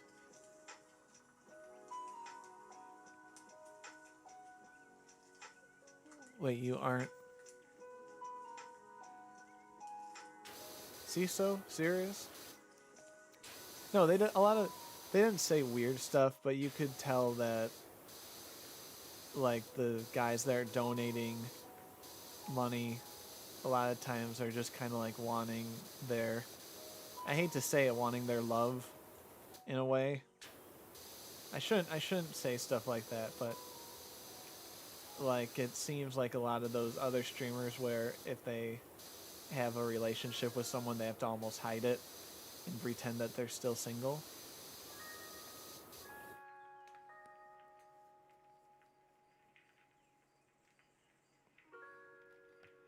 But I bet some of those like girls are nice people that aren't having that their goal isn't to talk like that. But I mean that's where the money's made kind of deal where it's that is where the money is made. And luckily I won't be able and a little bit of me I did partly in my mind like should I get a voice changer and try but eventually tell because it seems like a lot of people figure it out so very early on doing this because when I started looking all of it up it seemed like 90% were female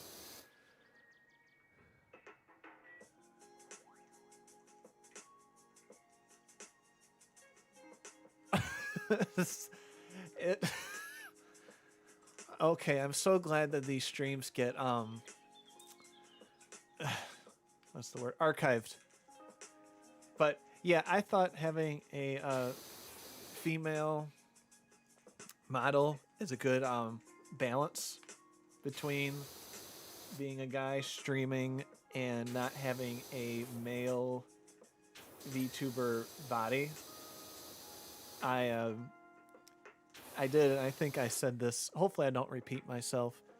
That I worked on a visual novel with an artist where the whole thing was recreating a historical event, but all of the characters that were male in the real world were female.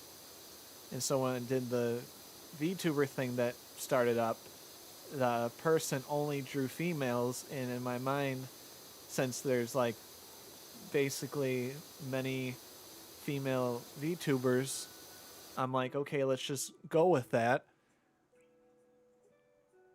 Jiggle wiggle.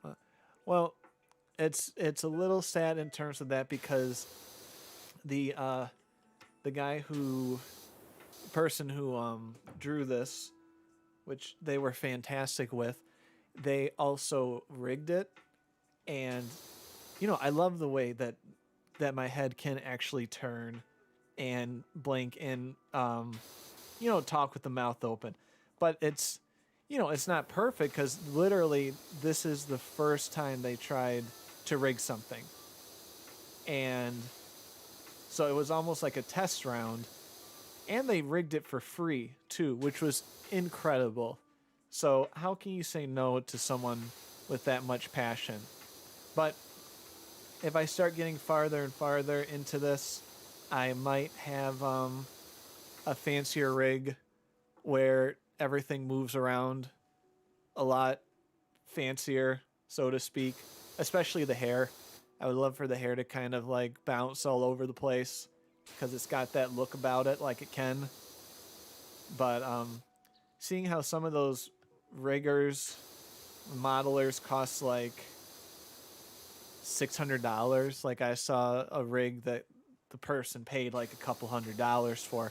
I can't do that right now. That's just not something that I'm able to, like, if I knew I was gonna make money off of it right off the bat, maybe, but that's just way too much money for me. But yeah, some of those, there's this one VTuber, I don't know her name because I'm on Reddit a lot, and literally her assets are like the size of like car tires. Like it's like inappropriately large, like bizarrely large. And it's like, I didn't want to go down that road at all with this, of course. But I did have that with that debut stream. That artist just kind of went full semi-sexy town with their debut. And I just kind of get a kick out of it a little bit because I like know who I am. And I know some of them click on it and I know immediately are disappointed. And like I start talking and it's just like, it's not even like a trans situation. It's like, okay, this is a guy. And I always wanted to, like, including all these streams, to never acknowledge it, only let other people say it. And like, this is just a normal day. Like, isn't this how everybody looks? I do hope that eventually I do get fan art though. I actually got one person to make a drawing of me, which was fantastic. They were like, I need a few people to paint for my next stream, so it wasn't like they did it like fan art, but it was really pretty cool to see someone else draw your person. 150 top quality. Does that include super sexy boing boing? Does that include the mouth? like being like the movement of the mouth, because this my artist can easily, draw more mouths. I don't know the process of like drawing the lips and the teeth and all of that. I think they have it mostly set, but like, would it be 150 including the mouth rig? Because that's something maybe in the future I can look into. Because I like how I look now, and it's oh,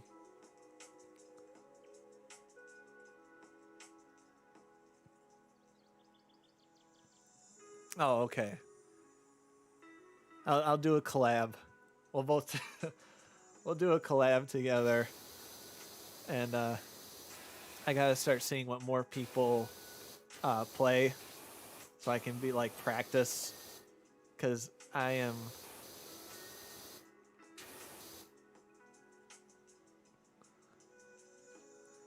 You the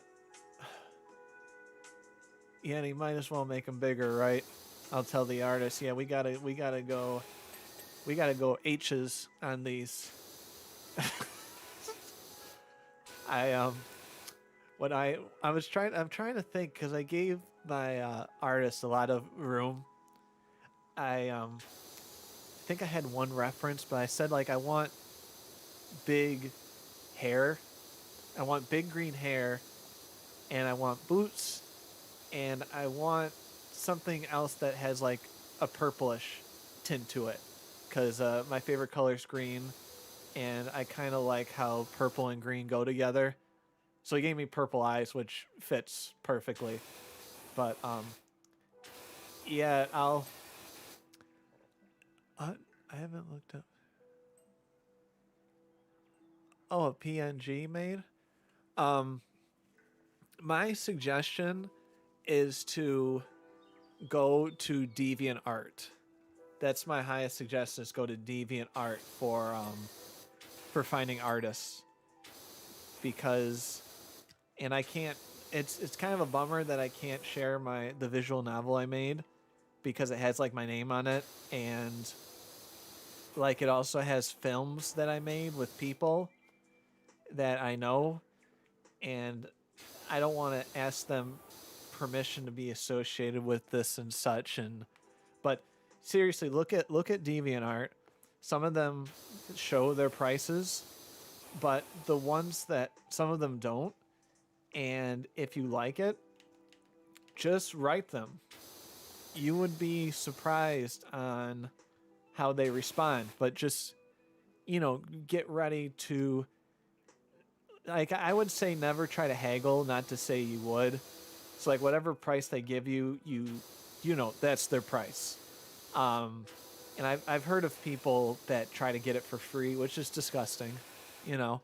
Uh, but you could probably get some like these PNG models that are like, $60, some for 600, some for 15. For my visual novel, I had someone that made some good art for it that charged 15 a piece, which I wasn't going to argue, I wasn't going to say, I should pay you more, because these were the prices they advertised. So yeah, 100% go on DeviantArt. So that's your homework today. Okay. After this, go on DeviantArt and make a profile. You don't. I mean, you don't need to have anything on the profile. It's like making a Reddit account. And I want you to find 3 people that you like their art, and you go on.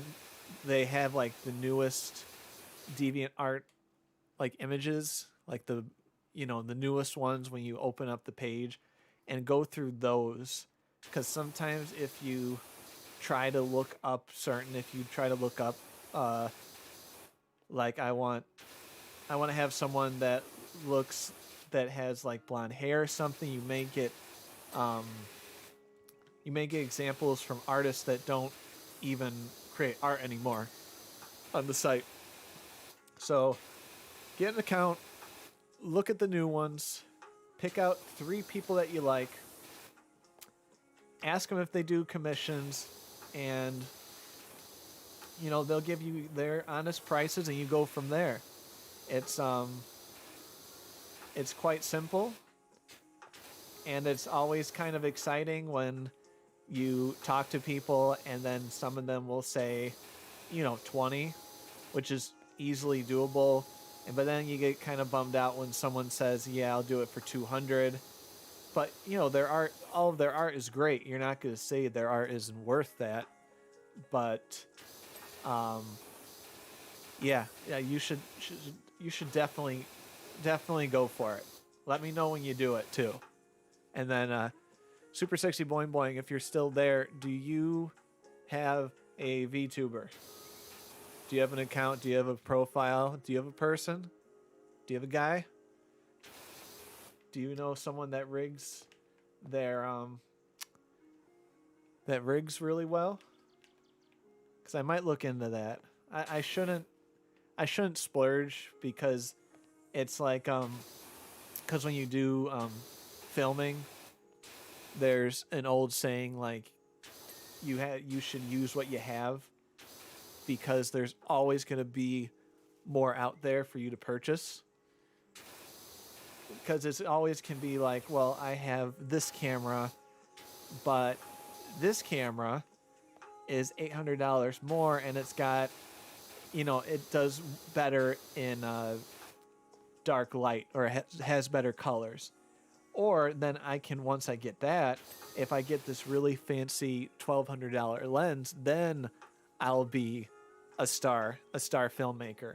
And then after that, you'll go, well, I would be a star filmmaker, but I really need a better set of prime lenses and a fancier tripod. And you can do that forever. I got caught up in that sometimes when you, like, in terms of film, I have 2 lenses, and like some people, it can be a ton. Some people can have a ton of lenses, because and I might do some YouTube shorts on like what I looked up on TikTok. I saw an article on how TikTok is more popular than Google, apparently. So I made an account. I haven't put anything on it currently, but I kind of wanted to do like 15-second film tutorials, because I'm really I like the math side of filmmaking in terms of how the camera works and how depth of field and exposure and all that weird stuff that goes into it, like stuff that you can learn in 15 seconds. And then from there, it's the whole like learn the rules and then learn to break them. There are some stuff that you can learn from your camera, even your phone camera, that is like 15-second stuff that would really improve how your stuff looks. So I was thinking of maybe making some YouTube shorts or that with my character, and maybe examples of my own filming, or film some examples with me not in them, of course, and do like super quick 15-second tutorials, because I think that might be interesting, and that might be something that people would be interested in, because maybe a lot of people don't do film stuff in the VTubing world. I might be wrong. I could be wrong with a lot of these things, but I think maybe bringing film into the VTubing game might be something new, because I don't want to find a gimmick, but it is nice to find something that maybe a lot of others aren't currently doing.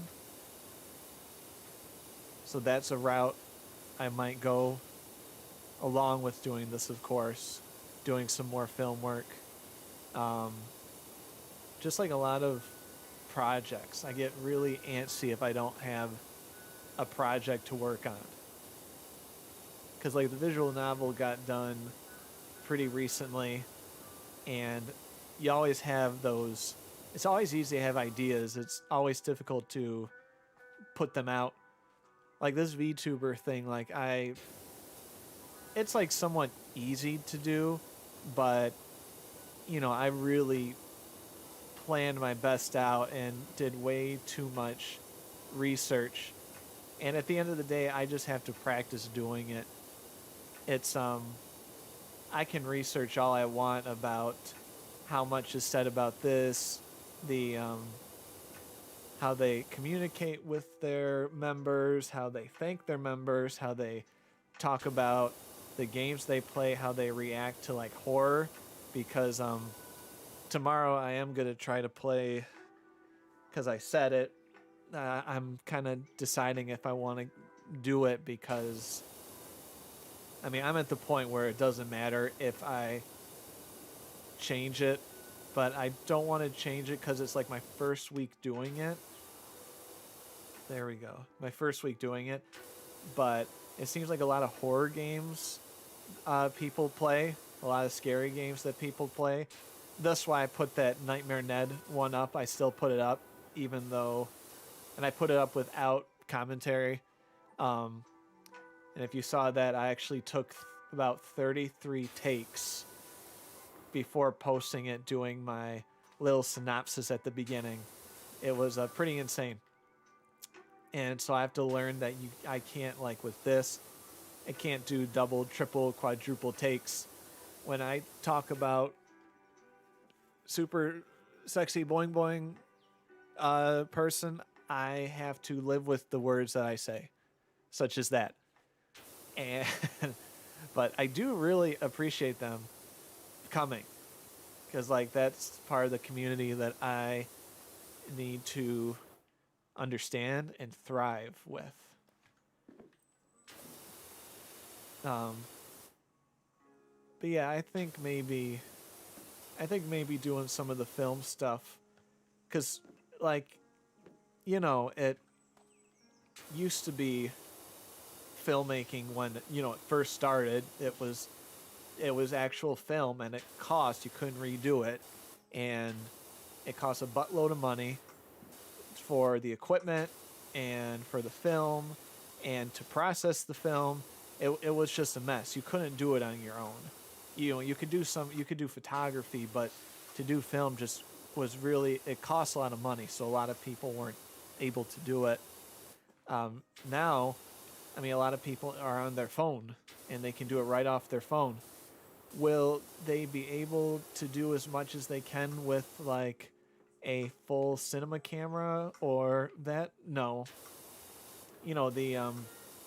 The Apple commercials really what's the word?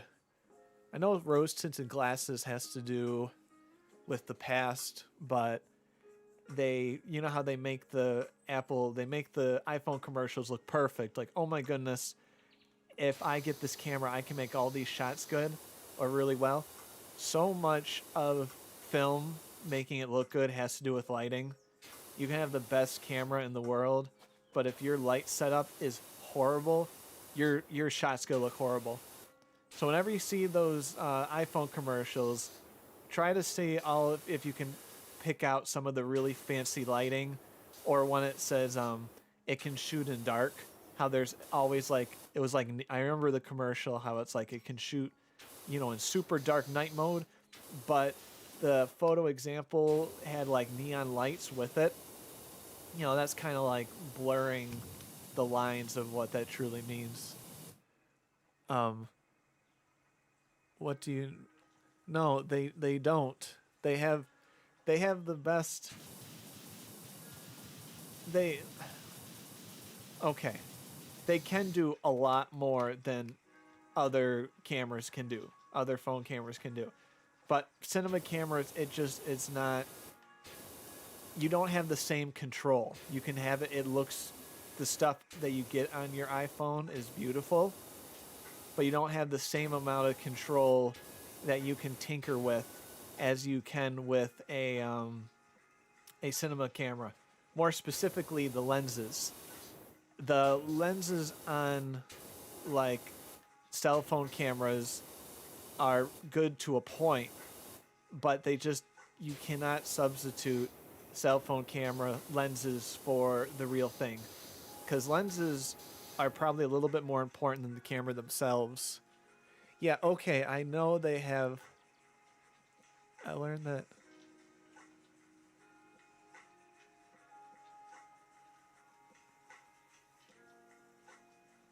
I learned that with. Yeah, I mean, like, they should. Yeah, they. I know they shoot movies with iPhones. May. Maybe I need to see more of the recent ones. All I'm saying is that cell phones do not have detachable lenses. You can have those little add-ons. I've seen those add-ons, but I truly believe that you need, if you want 100% control, that you need a cinema camera. You can have control. You can have a lot of control with a cell phone camera. You really can. But it comes to a point where you're not going to have the same amount of control. It's just I'm not wrong. I'm not. It's getting close. And there are movies made with the iPhone. It does movies, it does films, it does photography really, really well. It really does. I'm not saying it doesn't. But other cinema cameras in that can just do more. It has let me see here. I'm looking at the phone here. Like technology, let me see here.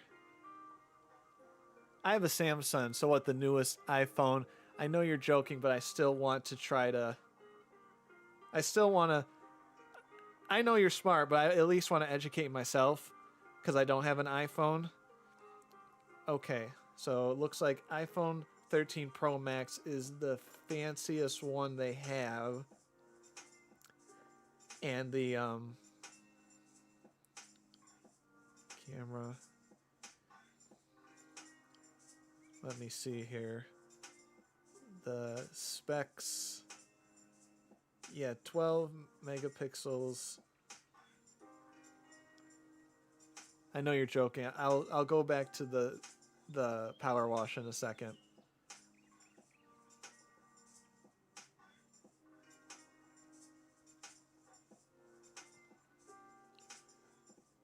Let's see here.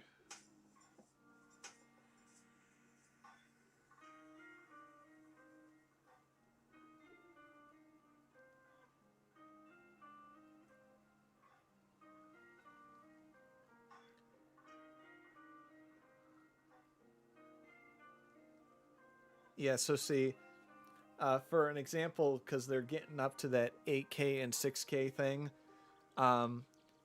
megapixels is basically, think of it as the quality. The highest the iPhone can go is 14, and some of the higher cinema cameras can go to like 22, 23, if not more. So it's pretty close to, and it's hard to picture that it has double the power of that cell phone, but my goodness, those iPhones are getting better. I'm sorry I'm getting on a tangent, but also it has trouble with, the cell phones have trouble with aperture, which is like the amount of light that can be let in. So that's why a lot of those commercials you see have really well done lighting. And if they are showing something being shot in like nighttime or the dark, that there's usually is really bright neon or something to really pop it out. So yeah, I I got on a little tangent there. I'm sorry, but they are getting pretty popular. I did see one time though. I don't know what brand, but you know how they have those multiple lenses on them. That one camera company had like 3 lenses, but if you opened up the phone, that like 2 of them weren't lenses. They were like just little bits of plastic that didn't even attach to the phone, just to make people think that it had more than one camera, and it would just simply change the one camera to make it seem like it has a shallow depth of field and a telephoto lens. But I mean, some people don't know, and you don't need that too if you're making a movie or making a short on your phone. And if people are just looking at it on their phone, then that doesn't matter. But you still need some nice lighting if you're truly wanting to make something look good. Lighting is going to be one of the biggest keys to getting a film to look good. It doesn't matter how much money you've pumped into the camera. You gotta have nice lighting. And that can get expensive. Or you can be artsy fartsy and say, and use natural light and just say that's what I was going for. But some films have used just natural light. Want me to stop talking about camera? Yeah, I got into it. So, yeah, so something like that where I wouldn't say anything bad about cell phone cameras, but like little 15-second blips of like little tips or little ideas of just how the camera works, I think could be something nice to have on like at least YouTube short, something I can put in between the streams. Because I read, you know, it's very hard for someone to stream every day, and I'm not sure if that would be a good thing or not to stream every day. I feel like people might get sick of you at a point, or you start to, like when I see those like how PewDiePie had Minecraft and he did like 90 parts of it. And that most recent one, man, I don't know how he was building, how he built all that stuff. But I know Minecraft is something I'm going to have to do. I did photography.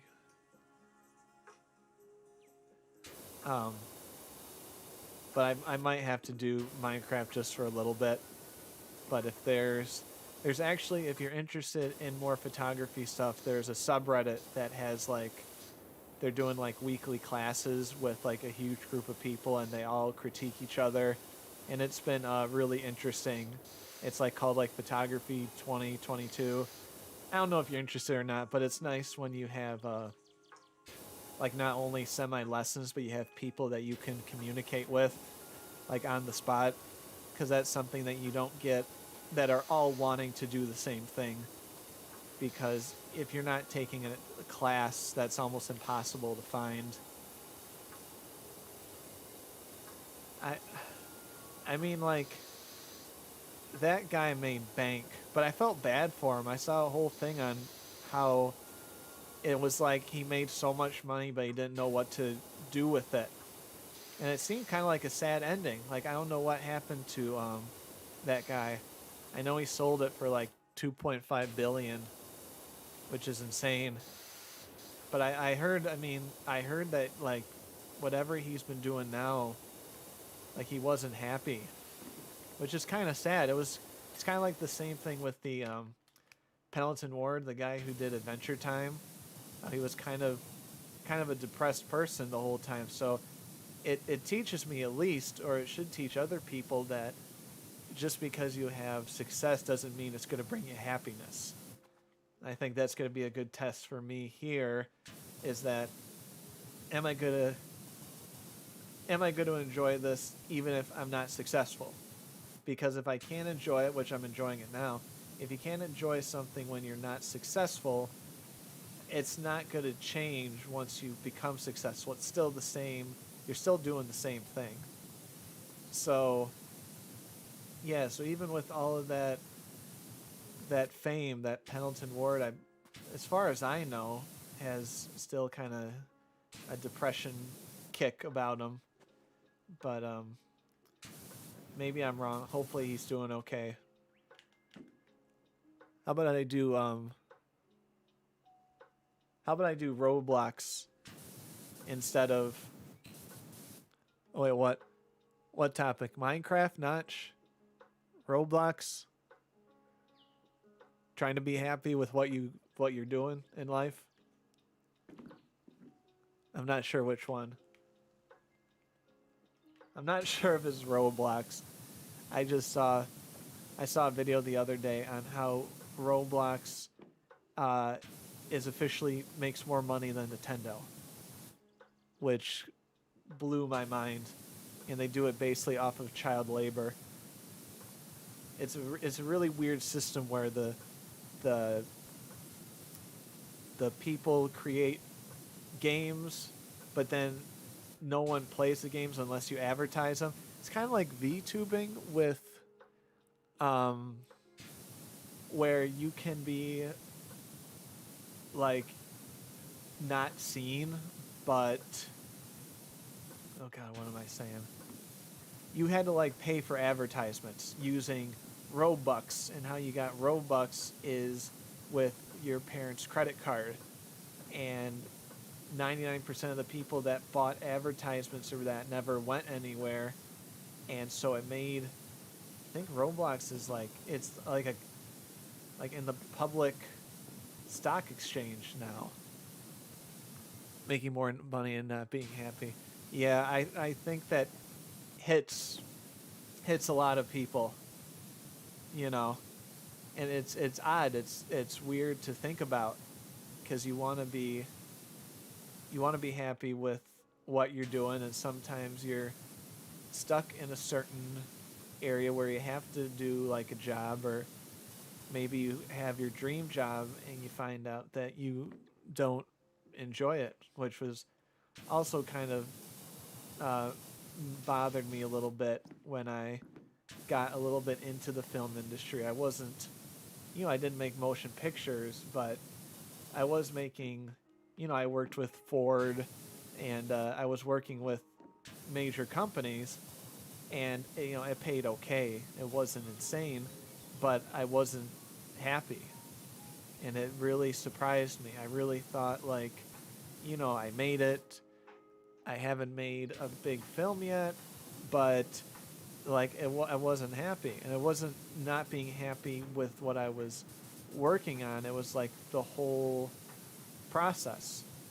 And I have no idea why that happened, but it did. Let me see. Roblox is, yeah, it is. I mean, like, if I was in their shoes and I was like the CEO with all those billions, after kind of, I mean, it isn't like major news, but I mean, I feel like if they get even more popular in the mainstream media, that learning that basically they make their money with child labor passively will come and haunt them. If I was the CEO, I would take the money and run, man. I don't know what I would do. I know the CEO isn't worth the whole company, but it's got to be at least a billion in his pocket. Maybe a little bit less, but I would assume he has a little bit of a billion. Remember, I gotta raise.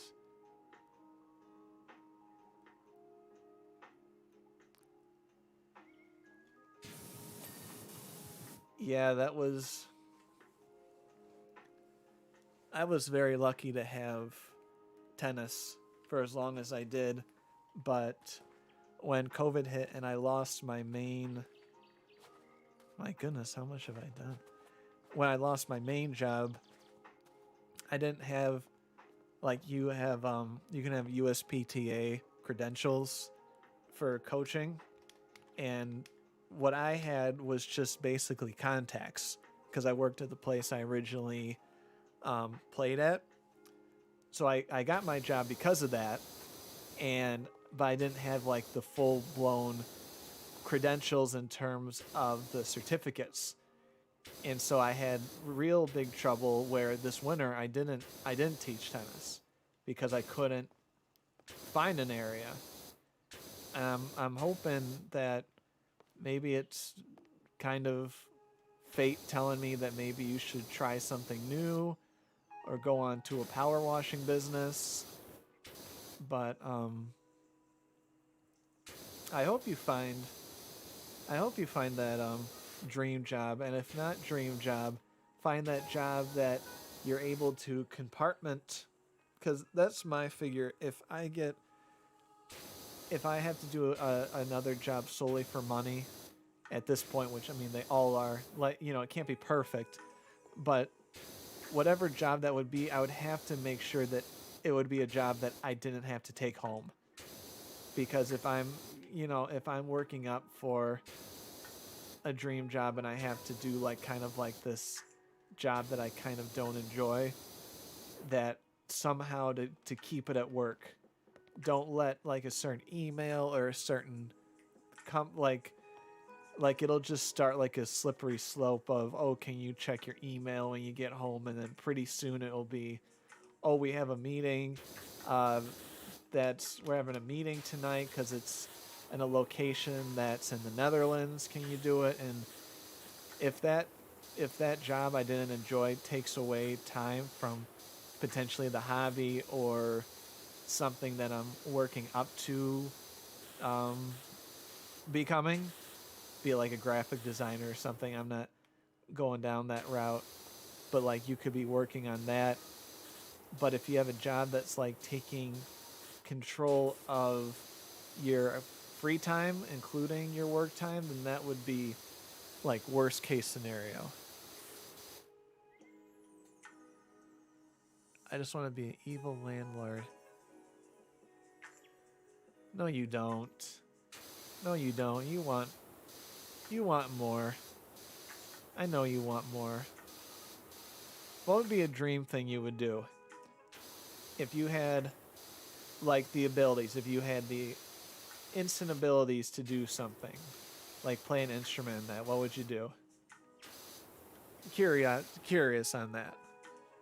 Being like, would you be a musician? Would you be a artist? Would you work in like head of a construction thing, like anything? If you could be given a free talent, what would it be? It's a deep question. I'm kind of thinking about the answer myself.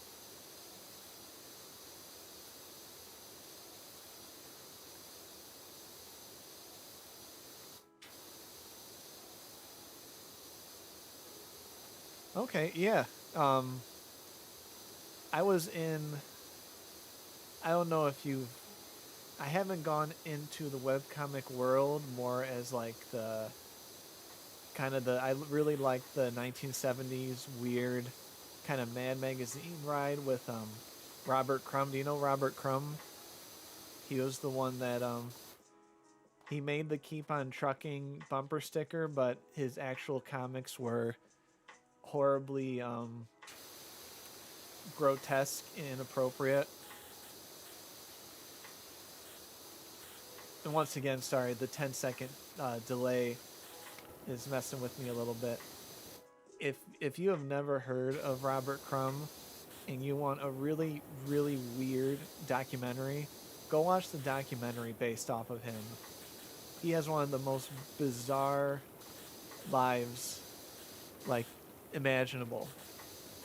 Maybe that's being dramatic, but like his family, like it's like a weird circus. And I suggest if you go to that to read a couple of his comics first and then go watch it, because it'll be you won't you'll be surprised on how he looks compared to how he draws.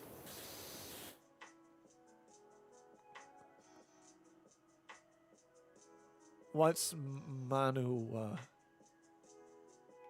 I might be pronouncing that wrong. I'm sorry.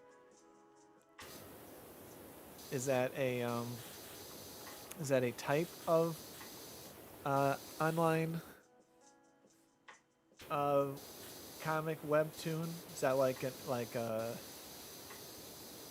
an actual person, or is that like a certain style?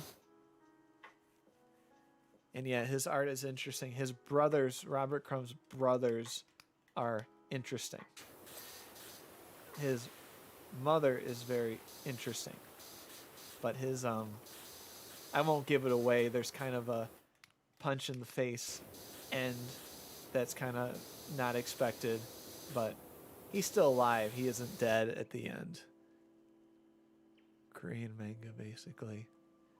Have you tried to draw any of it? Even if it's just like storyboards, like how I do? Like writing kind of a deal and then doing like kind of heavy ovals and that for nice, quick, super quick sketches. Maybe like different kind of palettes of color to keep track of who's who. Webtoons are basically. Well, you know what I'm gonna say next probably is I would say maybe if that's something you want to get a hold of, and I know no one has a million hours of free time, but what I've been doing with this is and I mean something like if you do that PNG tuber, you can have some of your streams just you working on your drawing skills. You know, that can be just part of your thing, and also gives you kind of pressure to work if you know you're being streamed or recorded. Something I've been doing that's helped out a lot is I have a little notebook that I've been writing in for the past week since I first started this, and I'd write down everything that I got done that day, and it really showed me like on some days on how like nothing got done, and on how some days like a lot of stuff got done. And that, so like tonight I would write, you know, I tested out of playing a game stream. I tested out the stream and not just the recording. I uploaded an old recording with an apology. I worked on a video using DaVinci Resolve on the pre-recording. So I'd write all this stuff down in little points like 1, 2, 3, 4, just to kind of count it off. Because if I don't, I feel that I might just start losing track or not doing as much as I could be doing. So that has definitely helped.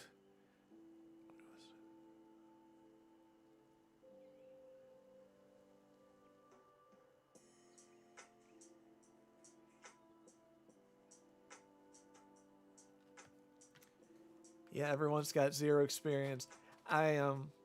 It's the one, probably I'm not going to say it's the worst advice, but whenever I hear people like, "Oh, just start, just follow your dream.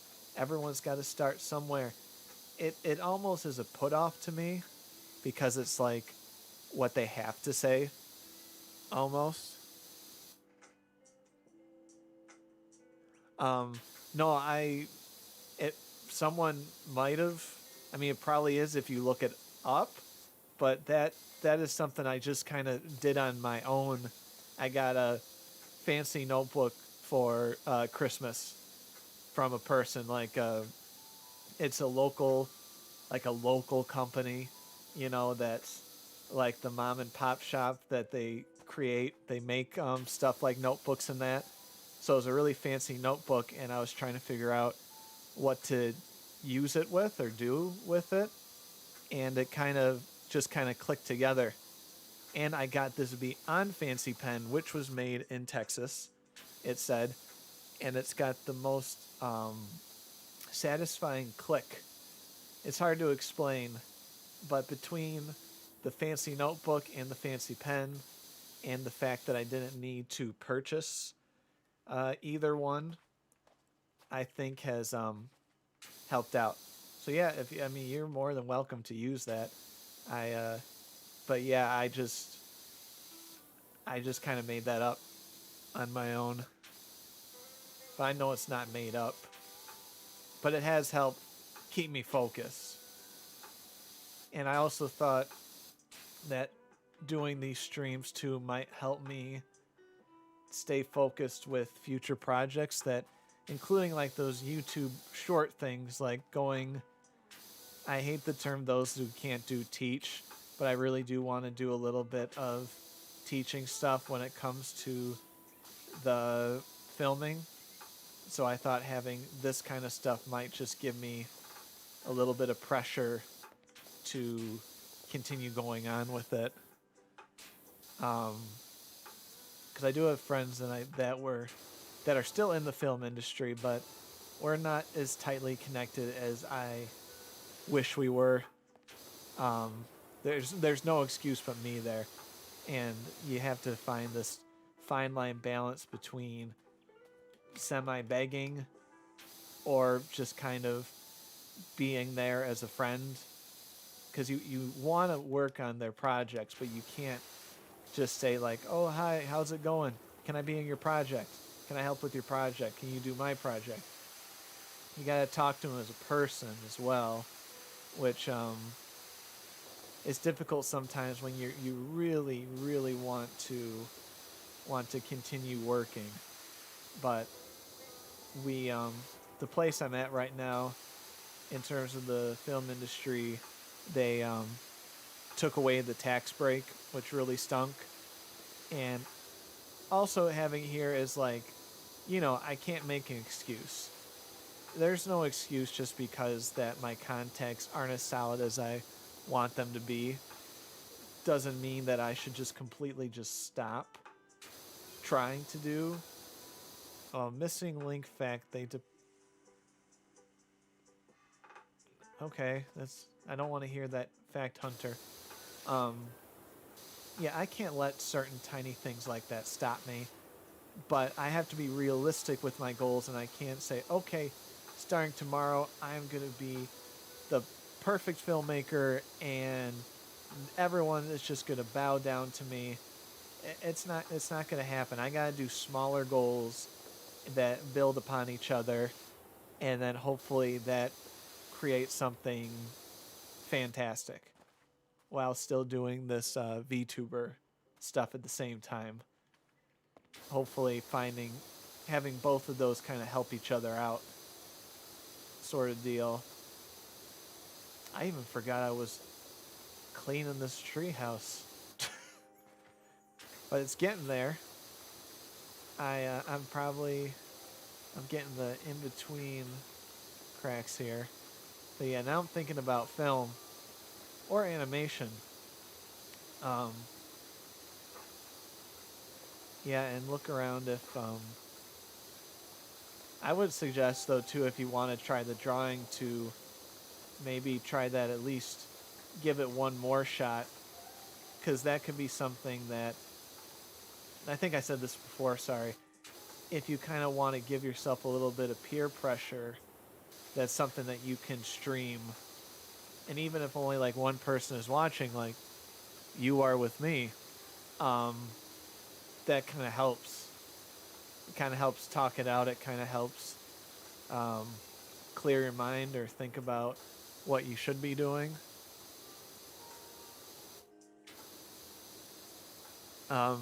Yeah, I watch a lot of animation. I'm big time sucker for, all the Nickelodeon stuff, all the Cartoon Network stuff, all the Disney stuff, all of the older stuff too, like the Hanna-Barbera and Fletcher Studios, and having that one friend who's a restorer and conservator. I think I'm saying the word right somewhere. He conserves like a lot of the old animation stuff. I get a big kick out of that type of animation compared to anime. Can I give you a reason why? No idea. Because I love the culture, though, in a way. I would go to the Comic-Cons every year, even though I really had no idea what anything what anything was. But I love the atmosphere. I love the people. Everybody was so nice to each other. Everybody was so passionate. And I knew, like, maybe some of my animations or some of the films can fit in here eventually, or I can learn more about these films. But part of the reason is that, like, when I joined that anime club, It was like real world though, so I got to see people. They would talk about like literally like 12 series just back to back to back to back to back, like nothing, and how they watched, hundreds of episodes of something. Like, yeah, I watched the first 22 episodes of that new season that came out, and I'm like, even if I had the time to watch all of that, I don't think I could. I think I couldn't crank through 22 episodes of something even if I enjoyed it. There was another thing that has nothing to do with animation, but more of doing with keeping focus or wanting, is the author R.L. Stine. That's the guy that did Goosebumps. He had a thing where he would only allow himself to write, it was either like 500 words or 50 pages. He only could write that many pages or that many words, and then he had to stop. Even if he had the perfect idea for the next sentence, or he would actually stop mid-sentence. If I think it was like 500 words or something, but he would stop on that last word. And even if it was like halfway through the sentence, or he really knew the big twist that was coming, he would not let himself write it until the next day, because I guess that he had like more of a want of a passion to continue writing the story, compared to trying to just throw it all up at the same time and then maybe be stuck the next day. It has nothing to do with watching anime, but it reminded me of it for some reason. But I'll definitely take a look at Prince of Tennis. Will I skim over? Potentially. Yeah, I might be that kind of person that'll skim it a little bit. But I think I'll try my best to start watching some more anime-based things. I should. But, I still think some animation doesn't get as much credit as it should. And I've always found it odd that it seems like it's either anime or it's like animation from the US. Like, there's no one talks about like the animation that's done in like Russia or other countries. But I mean, some of them are from Europe that we just assume are from the US, like The Amazing World of Gumball is done all in, I'm not sure what part of Europe, but I know it is Europe, has nothing to do with us over here.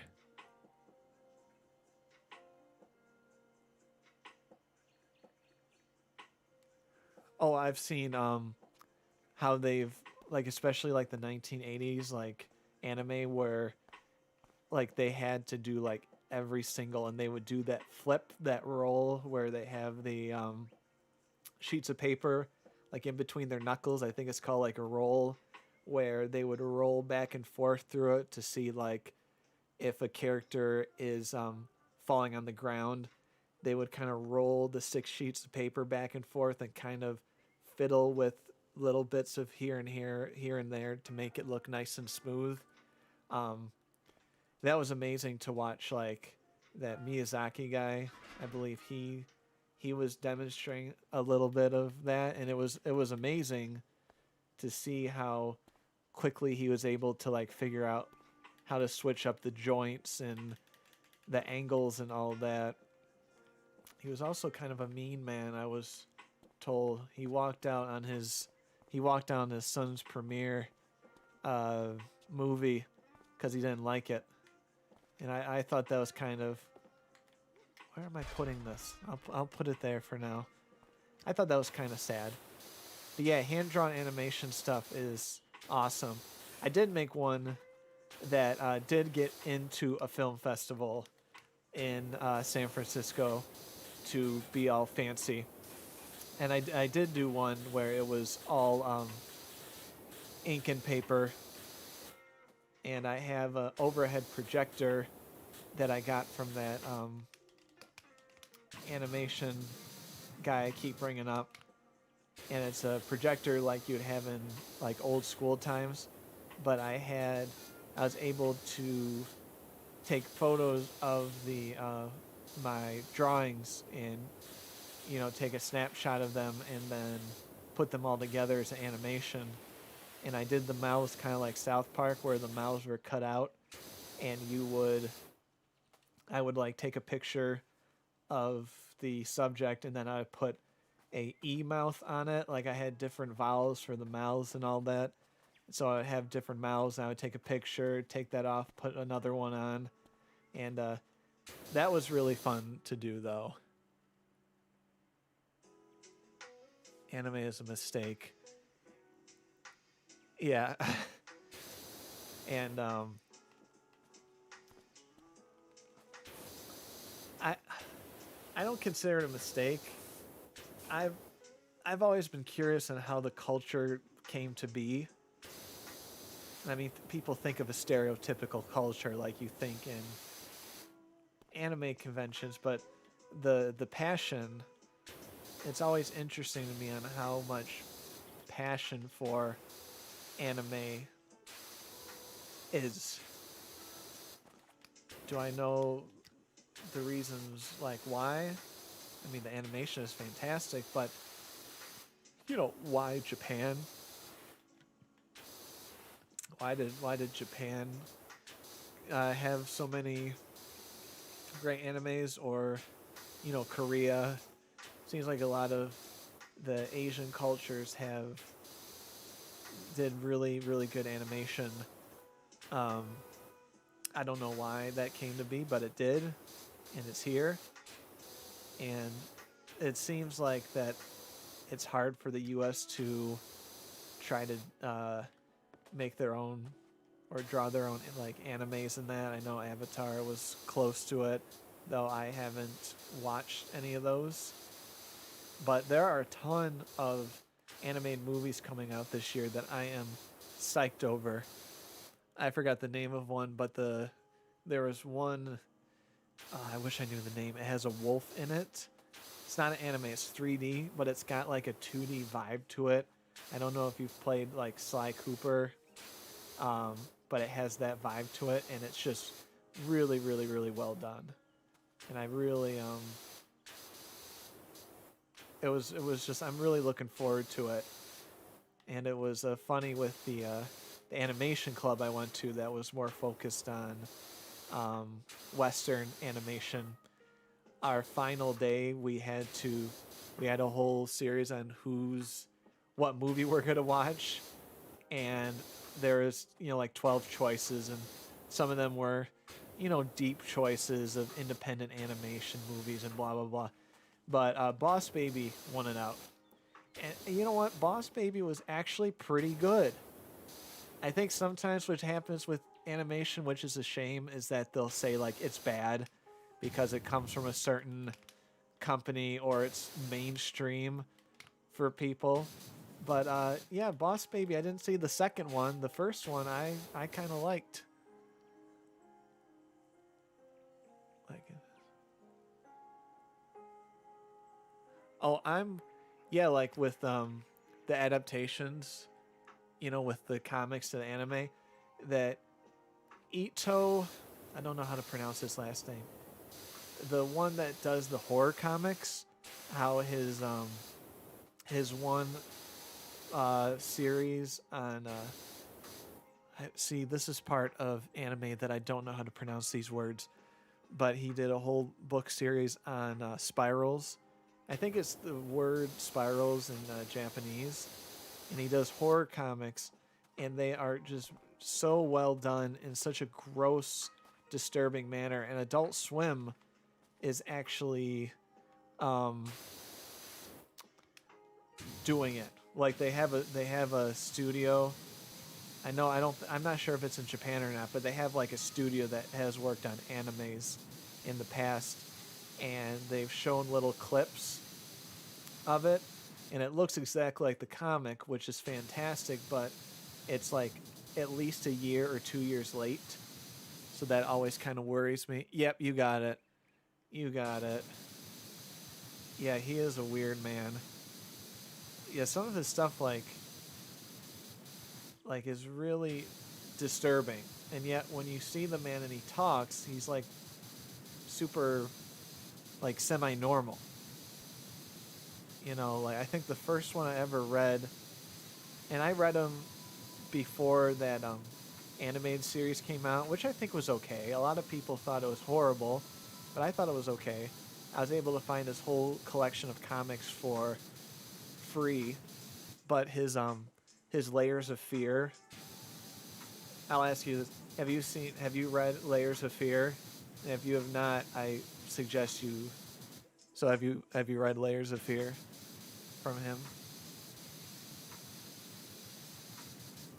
This is my dramatic pause.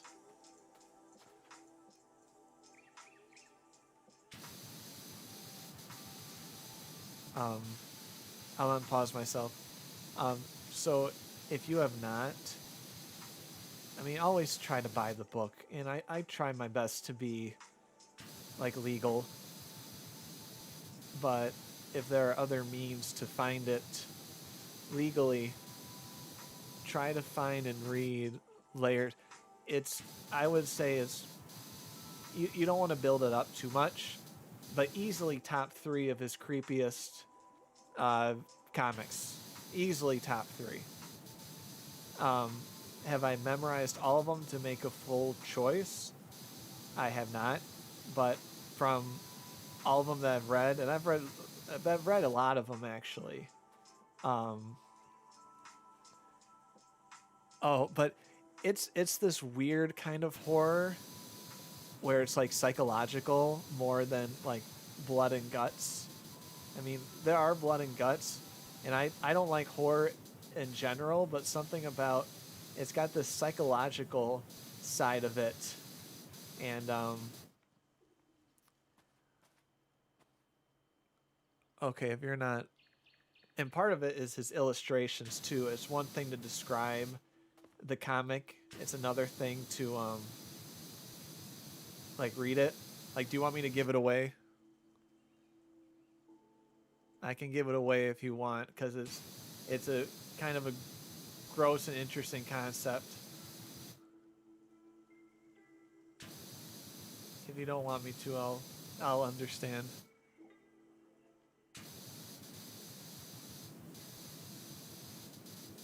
But stuff like I actually wanted to make a film adaptation, even though you need, you know, rights, unless I kind of really. Oh, um, so Layers of Fear was one where a girl gets into a car accident with some of her friends. I might not be 100% sure with all the details, but she gets into a car accident and she gets her head semi chopped open with a yield sign, but it turns out that there's a normal face under her huge flap of skin, like it's another one of her faces, and it had to do with some weird old time Aztec ritual or some she was born weird.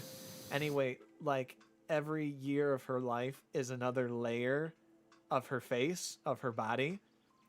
And so the mother like doesn't want her to grow up, and so she starts pulling off her faces at night. And so like every face that comes off, she's like a year younger, and she pulls off like all of the faces until it's just like she's 4 years old again, and like talking like a 4-year-old, almost like she ripped off her whole lives and memories. And then she's like, well, if my daughter is this special, then I can start ripping off my face, and I can be younger. And she doesn't have it. So literally there's a frame of her cutting off her face, and her face is just like bloody after. So she's cutting off her daughter's faces over and over with a knife. And so at the end, and I forgot how he worded it, the she's just basically in this room for the rest of her life, the mother with the daughter. But as the daughter has gotten older, her body has grown like in a weird format, because when she was pulling off her face and her body, it was like she was 4, but her body was like almost a stick figure, because she was, when she was peeling off the body, like the legs and the arms and all that, you know, it still had to stay like that same length. And so when she got older, she just started growing layers on top of that, and it was just really disgusting. And she still sounded like a 4-year-old. And yeah, it was it was um it was a mess. It was a mess. So yeah, if you don't really like kind of horror or gross stuff, don't watch it. But I just thought it was very clever. Ice cream one was kind of funny too, where all the kids basically turned to ice cream. But I did want to well, it's from Juti Ito, but I believe it's a short. So it's not like a full series. It's like something you can read in 10 minutes, and it's called Layers of Fear. So that's the name of it. Sorry to say most of it, but part of the greatness of the comic is his illustrations. So it's one thing for me to say it, it's another thing for you to read it. So if you're interested with that, I mean, you might have to buy it. You might have to buy it from a book. But yeah, that would be. Oh, hi, by the way. I didn't realize. So yeah, if you're, have you read any of his? I like bloody. So I would say his stuff is psychological horror, but it is gross. Like, it is some gross stuff, though it's in black and white, so you don't get the blood. But it does have some like morbid, gross out. It's hard to explain. It is something that if you like, maybe give it a shot, because all the story, he has some long stories, but a lot of his stories are like one-time read comics, like would take you less than 30 minutes to go through. So there's a lot of like short story ones. One of the first ones that I almost wanted to make a short film based on it, because it would be like, you know, a 10-minute film, was called The Red Turtleneck. And I don't know, Moon Ghost, I don't want to spoil this. You can tell me to shut up if you want. But he basically got his head cut off from his body from a what is she, like a fortune teller. She like seduced him, and so he was seduced, and she was like, I gotta like pretend to choke you because some people are into that. And she plucks a hair from her the spiral stuff that they're trying to redo on Adult Swim.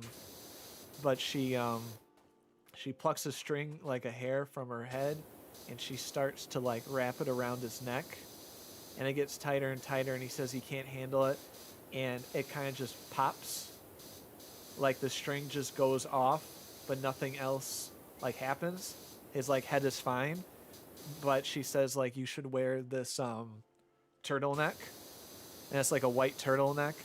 And so, because there was like it looked like a little scar, like a little line. So she's like, wear this turtleneck. It'll hide the little mark. And the line starts to bleed out. And as he takes a step, he realizes now that his head is completely severed from his body. But it's still like attached. It's like still upright at that spot. So he goes to his ex-girlfriend's, and he doesn't believe her. And he like falls over, and he like catches his head basically and puts it on his head, or puts it on his shoulders. It turns out he's okay at the end. He defeats the fortune teller, but he will not take his hands off of his head now, because he thinks that his head will fall off at any point. And that is his comics will bring up fears that you think you would never have. And I mean, I could keep talking about him all day. I don't want to give away a lot of his stuff, but Yeah, he brings up a lot of like you basically end up with fears that you didn't think you knew were there. Like I do not like spirals after reading that whole manga comic. I do not like spirals. Sometimes when I see him, it reminds me of that, and yeah, I don't vibe with it.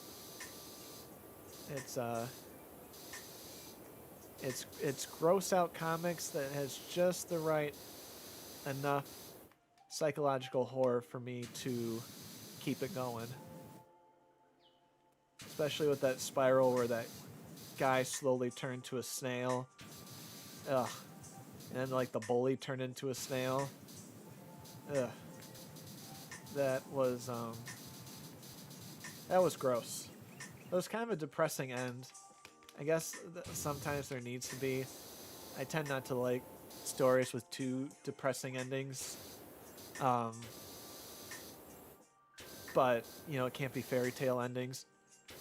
But I tend not to go towards like the deep and the sad kind of movies or comics. It's much more like either humor or like a psychological horror, not like a bloody horror, which is what I'm worried about tomorrow because I promised everybody I would play that Happy Fun Burger Time game, and I was told it has jump scares in it, and so I'm really not looking forward to that at all.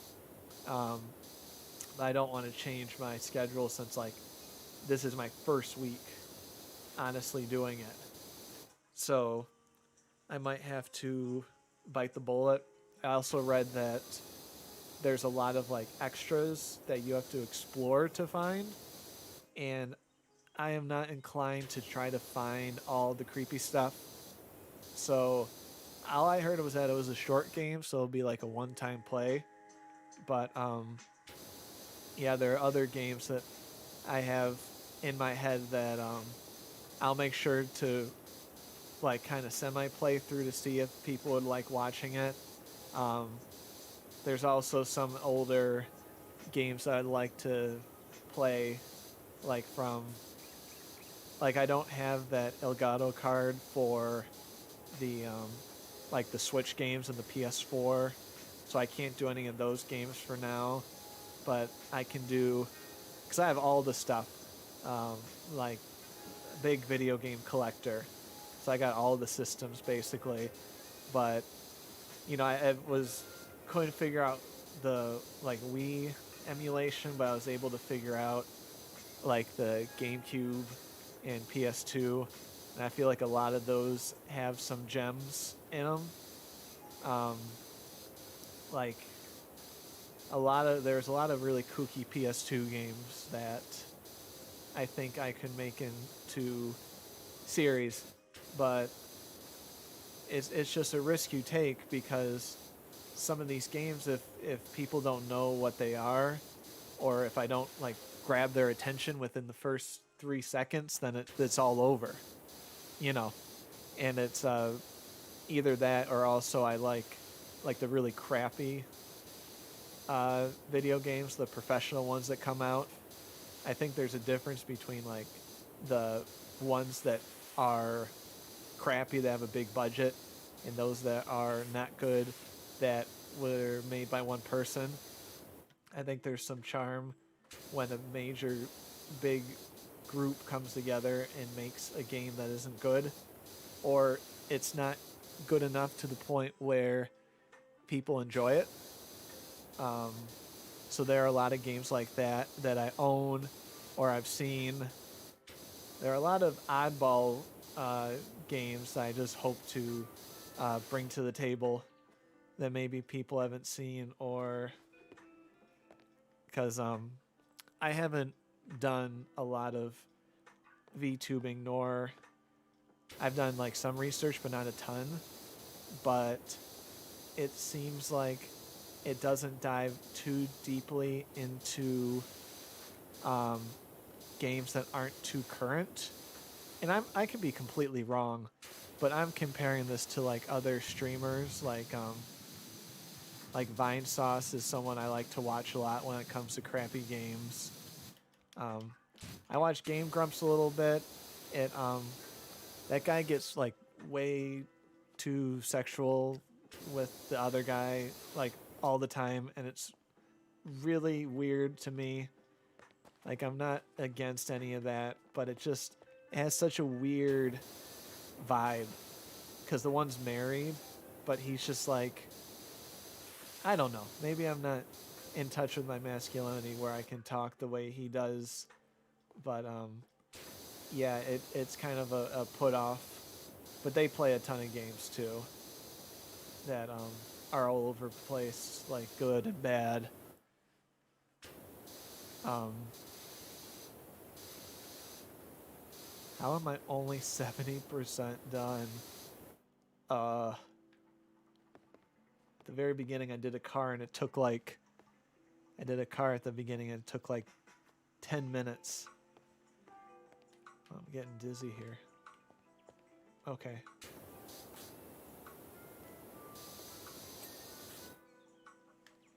My watch has told me I've been sitting down too long. I got one. I got one of those. It's like a off-brand Fitbit that was like $30, and something that was programmed into it. I could take it off probably, but I don't. That it tells me when I've been sitting down too long, and it's done that to me a few times. So it's making me. It gives me that that guilt trip of like, why are you sitting too long? Why aren't you being active and doing all this stuff? I have been on this since the start of the stream. This stream has been 3.5 hours long. So this stream has been 3.5 hours long, and I don't know if it counts the time I did to. Let me see here. Sorry, 5:36. Yeah, 3.5 hours. 3.5 hours. I've seen some of these streams where they're like going for 6 hours. And I'm like, how do they do that for 6 hours? And then I realize, my goodness, I can power wash for 3.5 and not bat an eye. Maybe I should get help. No. But yeah, now it's gonna be. Now I gotta finish this. This isn't something I can do for 3.5 hours and go to bed knowing I didn't finish it. That's just not how it's gonna roll. 3 to 4. What did you mostly play aside from Power Washing Simulator?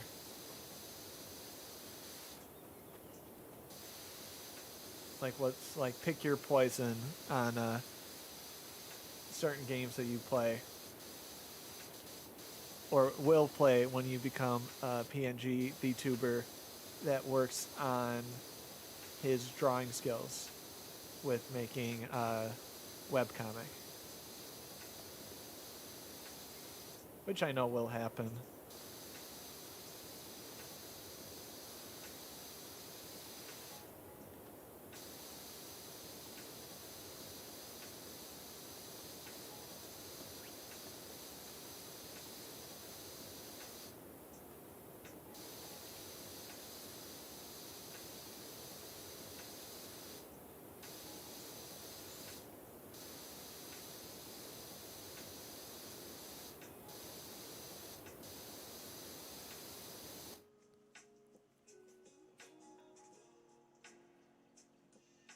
Okay. I've sadly never played that game. I like the PS4, and I haven't gotten an Xbox like in a long time. Like I didn't get most of the Xboxes, and a lot of it is I'm like a Nintendo person, so most of the games I've been buying has either been from Steam here, or for the Switch. I really loved like the platformers in that, like the adventure games like Ratchet and Clank, Sly Cooper, Jack and Dexter, blah blah blah. And I don't get a thrill out of like the first person shooters, or kind of like Dark Souls is a good game. But I've never played it. It's just not my cup of tea, sadly. But I think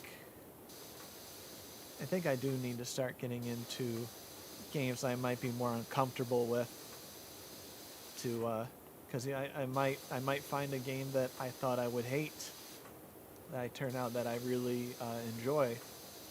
But I have a feeling that I'm going to hate myself for saying I'm going to want to play that horror game for tomorrow. But that's what happens when you promise things that you don't realize you're promising. But yeah, luckily I did that Nightmare Ned. Nightmare Ned was one of the first games I wanted to get like semi out of the way, because I still think I wish if it got like a sequel or something, oh my goodness. That would be so awesome. But like to get that fluid animation, you just don't see that.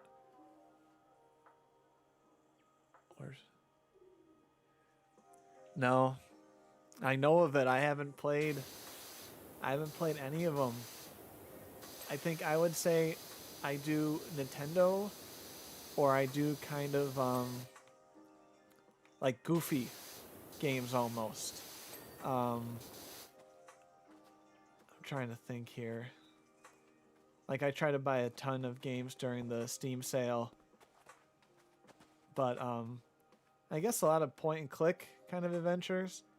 I recently played through Misfortune, and it's kind of it's kind of a Nightmare Ned now that I think about it. It's kind of a female version of Nightmare Ned, and but I'm a big Nintendo person. I bought like, you know, games like Katamari Damacy. Like those are the kind of games that I go after. A lot of the ones that are realistic or can seem kind of intense, you know, like fantasy based, like medieval based, I tend not to go for, since it's a bummer that I didn't buy it during the sale. It was probably like 50% off or something. But we'll see. I bought a few games already on Steam during the sale that I kind of want to play through, to see if I can play through games that are... But I might do that one.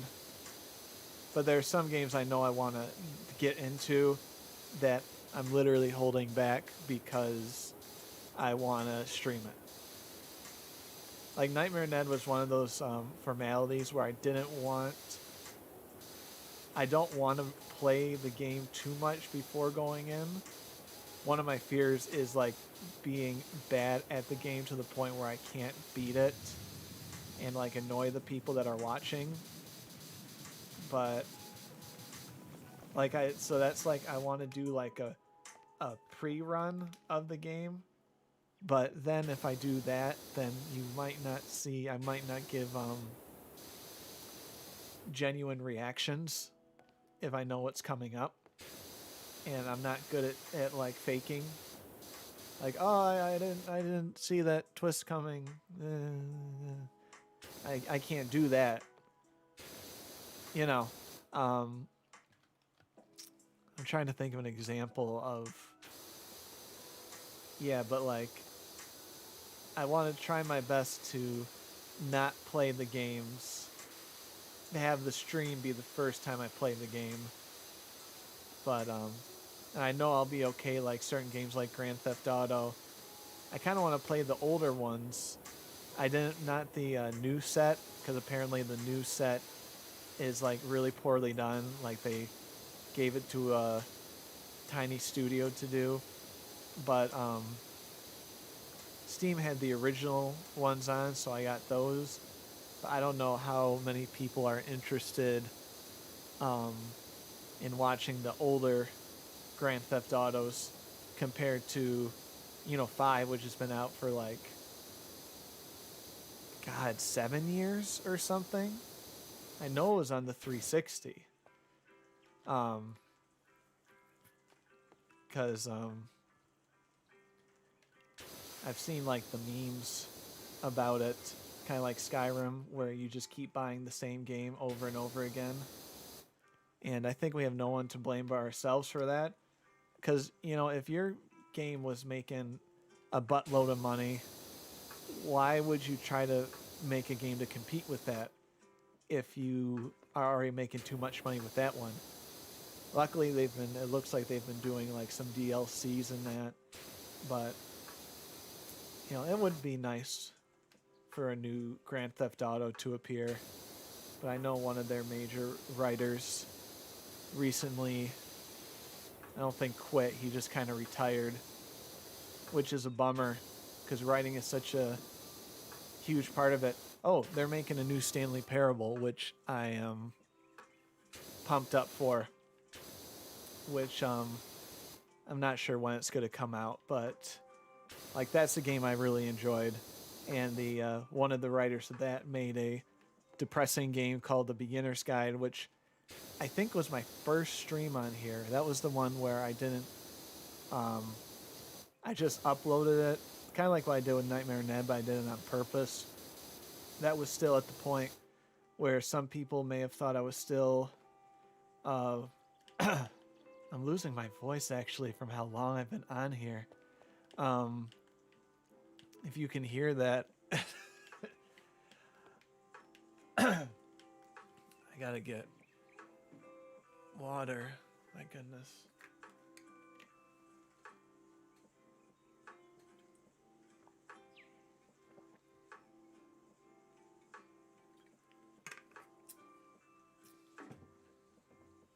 And I'm impressed with some of those streamers that not only do they stream for like 3+ hours, but they're doing it while like throwing their voice.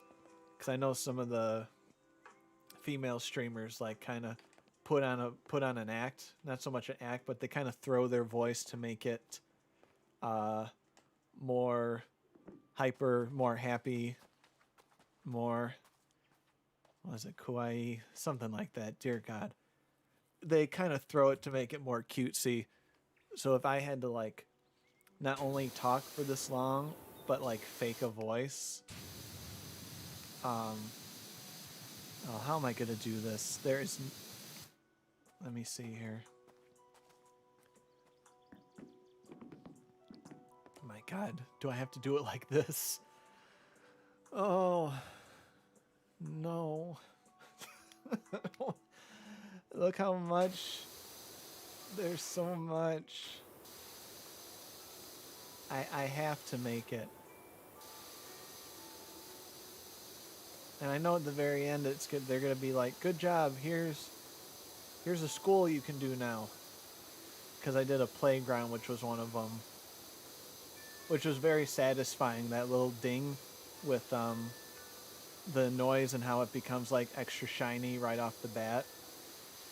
I know as a power washer this is not the way to go about things, but I'm trying my best to make a big enough square or circle as I can without leaving any in-between spots.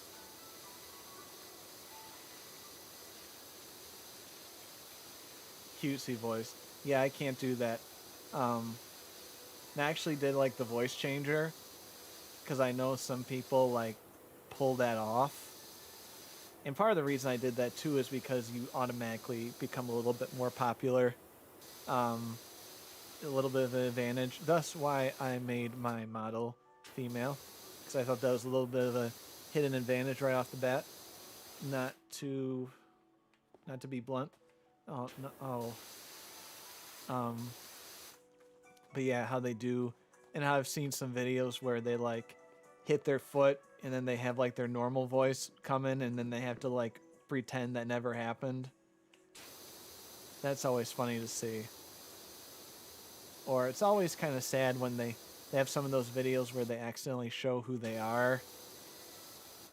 And I guess for some reason that just completely breaks the illusion of what I guess people think that we're really, like, they're really character like that in the real world, which is interesting to me.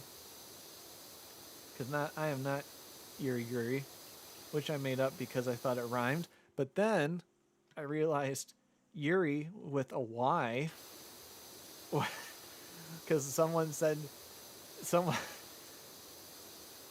showed me that Yuri with a Y is something really inappropriately sexual. Luckily, mine is URI, because that wasn't the plan. But yeah, so that was kind of a shock, because I was trying to pick something that wasn't like already a character, like already in a famous like anime or manga. Yuri, plus it rhymes and it sounds almost like a weird tongue twister. So I'm hoping, missing link fact. Okay. Let's see. But let's see, am I gonna get?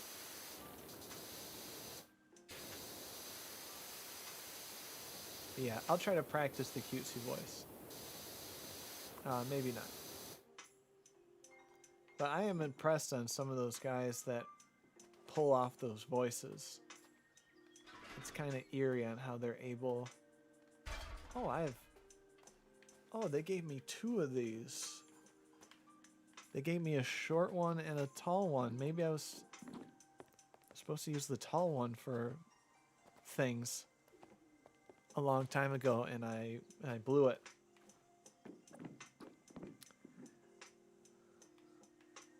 But congrats, guys, on sticking in for the long run here.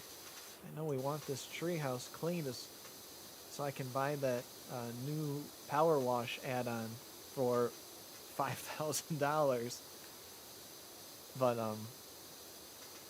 yeah, I don't know how long this game is either. Don't tell me if you know,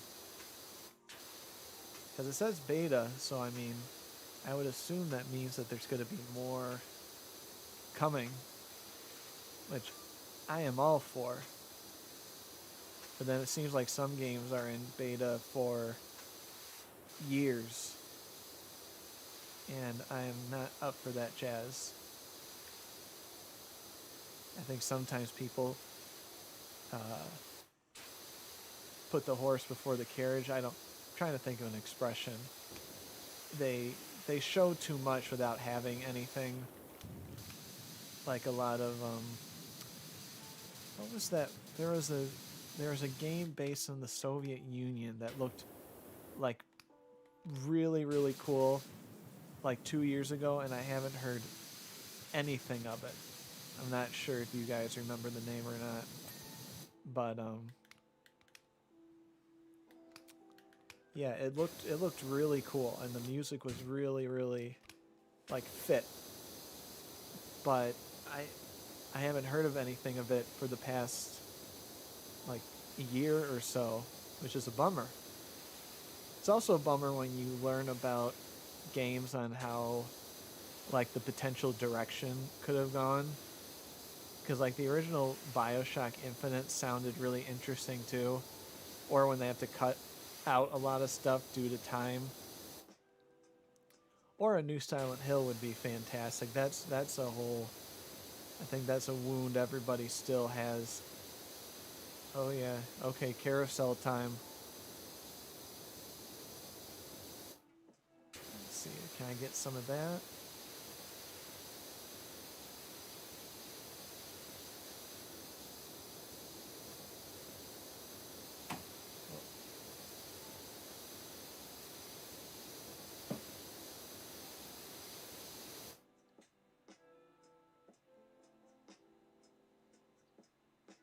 7 years ago. What's that game about? It was either elves or dwarfs that's been in development for like 20 years, and they're still doing it. I think the creator of Minecraft said that was an influence on his game. But yeah, 7 years early access. I think it's pretty much where it's at. Unless you take the realm and start doing it, which is what, if I can describe the visual novel I did that added on with the films, but I can't. I mean, at least for now, I can't show it because it not only gives away who I am, it gives away a lot of other actors, but they had that whole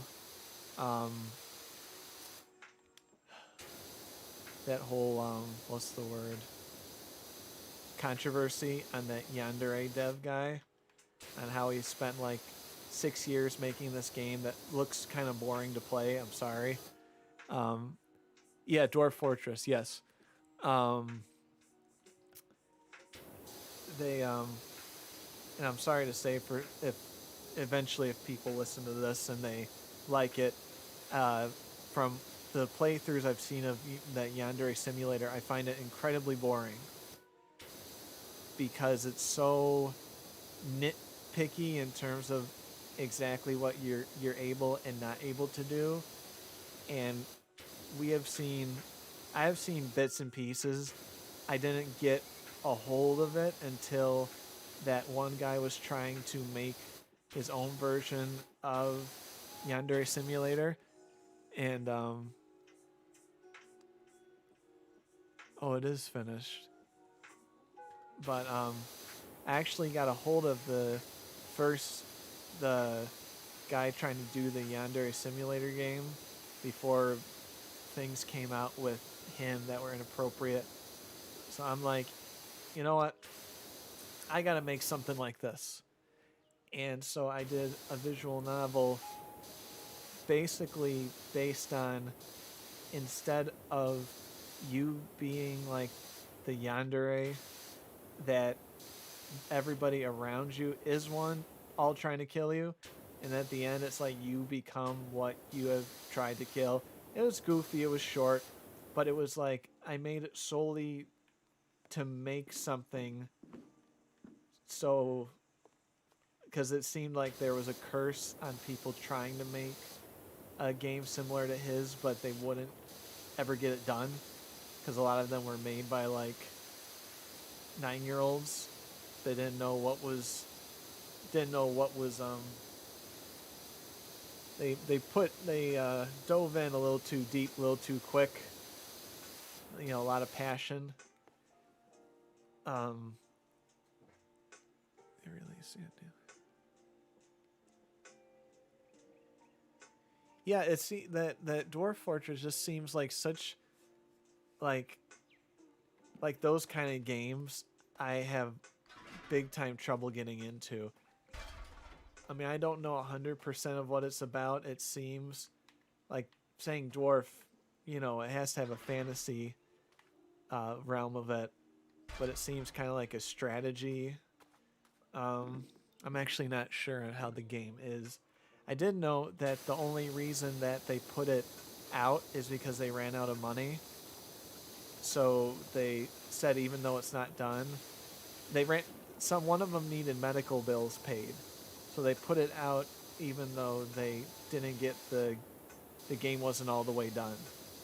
So if that makes you feel better, that they released it knowing that it wasn't completed. So I'm still thinking that they're working on it,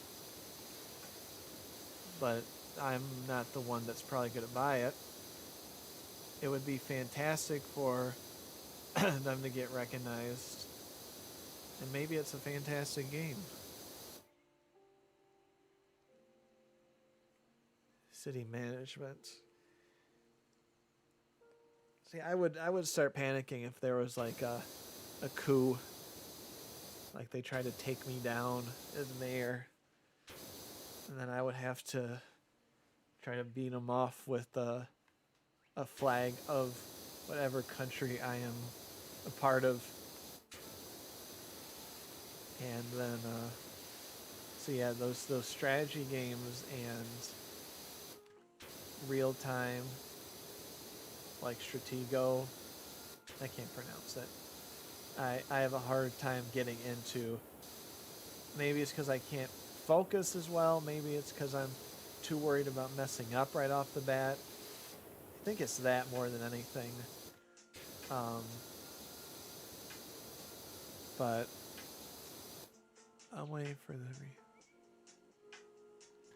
yeah, it's you know, if you're looking forward to a game and you know it's not complete, it's just gonna bum you out playing an incomplete version compared to when it's fully done.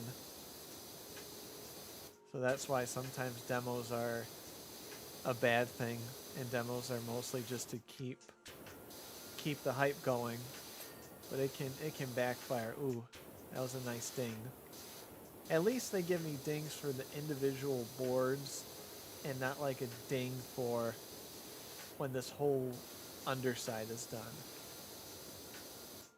I can appreciate them for that. But I am losing my mind. And the bummer part of all of this is that I'm not getting paid at the end. It's like doing free. I paid to do labor. Do I enjoy doing all this? Yes, I do. But, ooh, there it is. I'm at 88, so I'm getting there. Oh. Let me see, I'm trying to knock out. And I can't thank them enough for putting a little meter on how much I've gotten done in a certain spot. That has been... Oh. Am I able...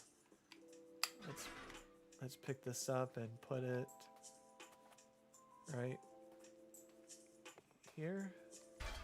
Sure. I am. I do wish it was like physical though, because that feeling of getting that physical labor done, and you get that, like, you know, that big falling in the seat sit down. I mean, this kind of feels the same way, in a way. In a way, it is kind of like you got something done, even though it didn't necessarily benefit anybody. You did a goal. You set a goal and you got it done, which can, you know, is a good habit that can lead to other things that are tangible. So that's one of my deep comments. That's how I can make this. I can't reach it.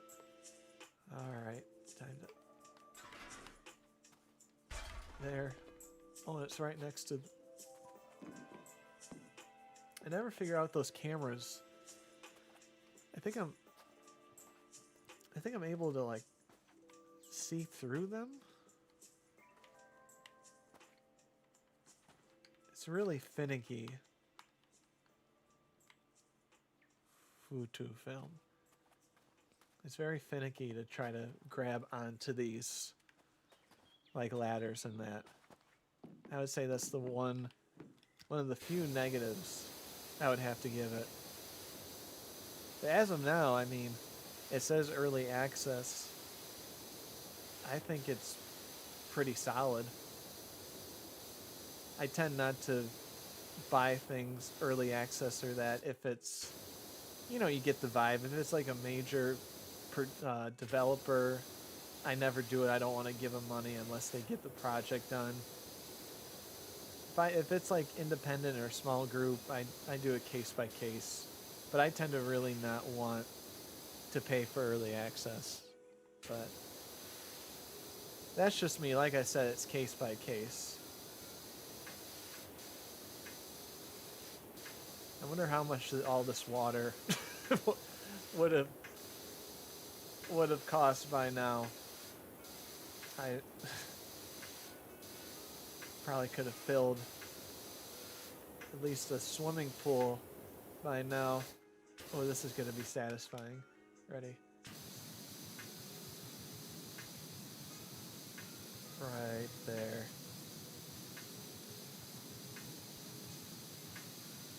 Well, I kind of got off track.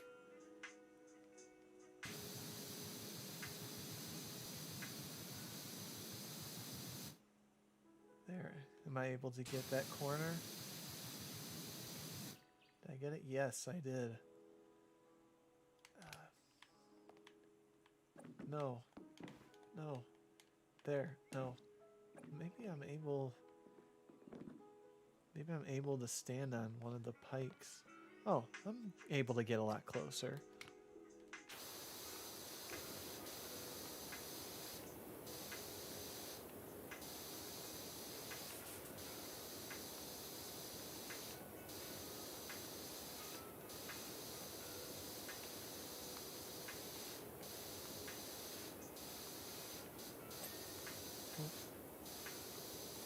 $90.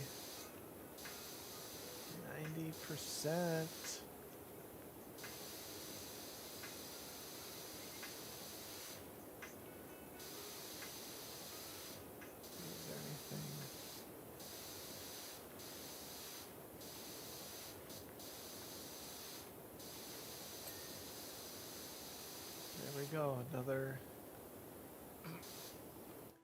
every one of these. Yeah, my voice is gonna be gone in the morning. I'm not used to talking this much, or this long, I should say. But it's worth it. It's worth it getting to know everybody, or just a few for right now. Hopefully more in the future. Then I can sell some merch. I can sell some keychains. I wish I could sing too. Seems like that's a big part of a lot of the famous ones, that they are like singers or rappers, with that one Cali girl.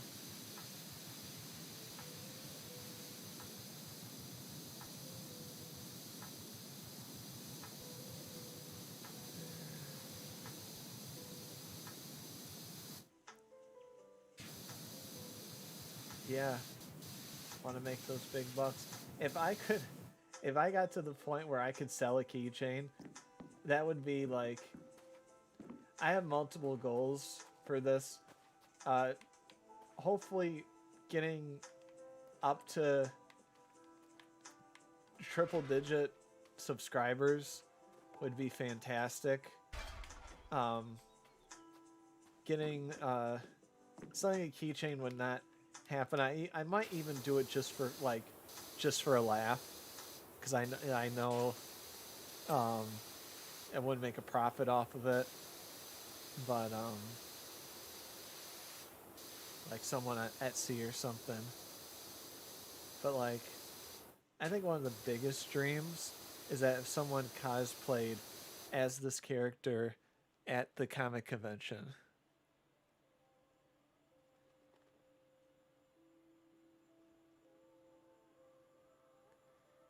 Yeah, I know, but it's it's both. I mean, like, I guess I would say this officially started in 2016, like the earliest, and the English version of the like HoloLive people was last year, so it's still really, really new. So I think that's why a lot of people, they kind of found a formula and they want to stick with it so far. because it seems like it's a little more difficult to, I'm not going to say take risks, because a lot of people that do their work are fantastic. But it does seem like there are certain things that VTubers are expected to do.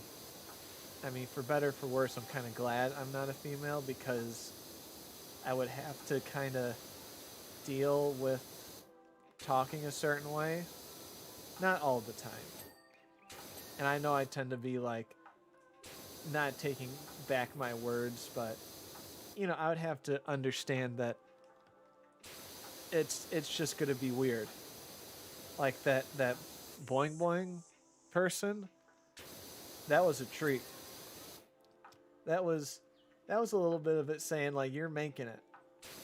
You're doing, even though like you just started, you're doing well enough to get someone to come to your stream.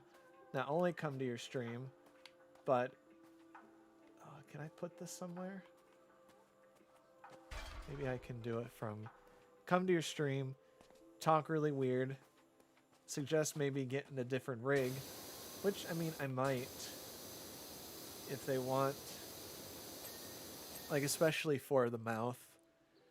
I really wish this mouth was a little bit more consistent and animated. It's kind of a up-down, one-size-fits-all situation. I also need to learn how to put the chat box in the actual display. I only can figure it out through like the Streamlabs, but I heard like they're doing some bad copyright things, so I'm trying not to use them. But I might experiment more tomorrow with fake streams.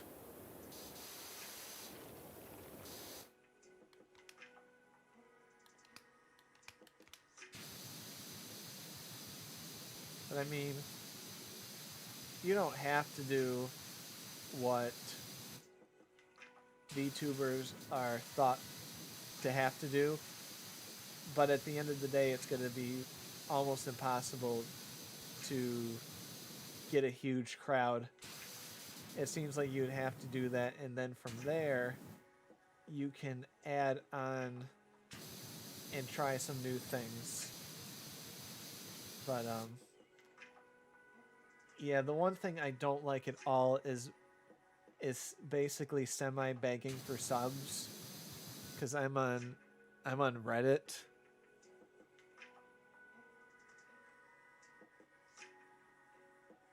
It's been a while.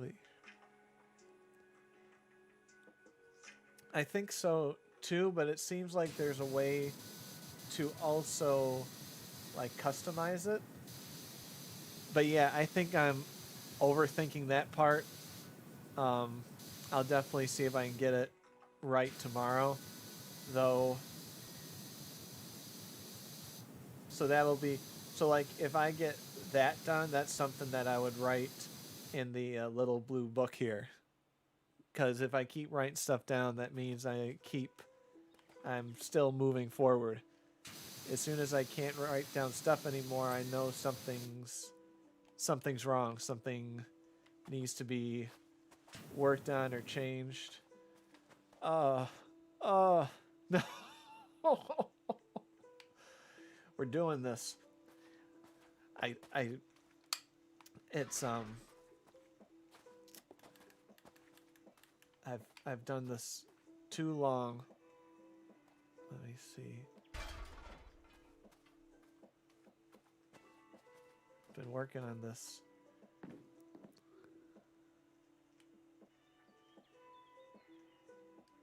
Yeah, you do need a network, but like some of the things like on Reddit, they had one today where they're like, we want to try to get 5,000 subs before tonight, and blah blah blah, like kind of forcing people to do goals.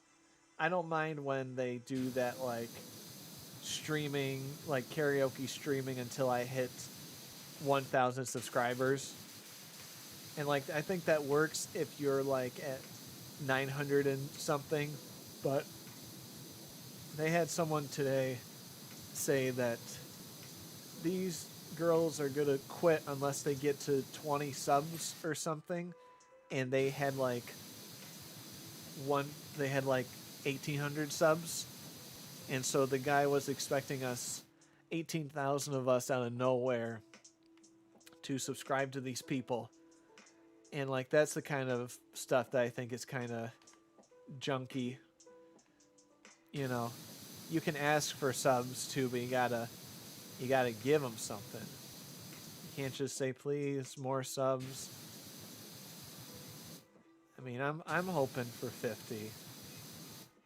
I really hope people kind of get used to my voice. I find it kind of nasally, which is kind of frustrating. Um, I've practiced trying to talk without like trying to plug your nose. Apparently, is supposed to help, but I don't know. It's semi nasally, and I wish it wasn't. I know no one likes their voice, but I wish it was a little bit more soothing, I guess is the word. Because I mean, a big part of VTubing is them listening to you. And if they're having trouble with your voice, not so much the volume, but the pitch and the tone, you're screwed. You're gonna have a bad time. I I don't know to take that as a compliment or not. I don't know if I'm like Linus Tech Tips talking about the newest liquid cool. um, yeah. So yeah, with VTubers, tech tutorial guys probably aren't going to be the best of things to do, but like I can try to like throw my voice and make it lower, but you can't like you can't even when you start to fake like at least me I sound like a dolt. I can't fake it. I mean, this is what I have, and I mean some people want that you know cutesy voice, and within seconds they will understand if they are getting it or not, which I guess is good. It's like I'm not like hiding it from anybody. They know what they have. They know what they're getting right off the bat. So I think I might practice a little bit less with the nose. But hold on.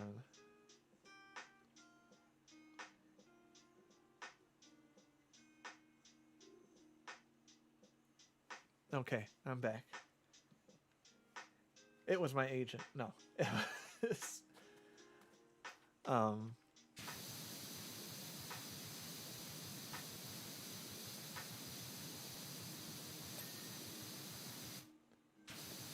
well, thank you.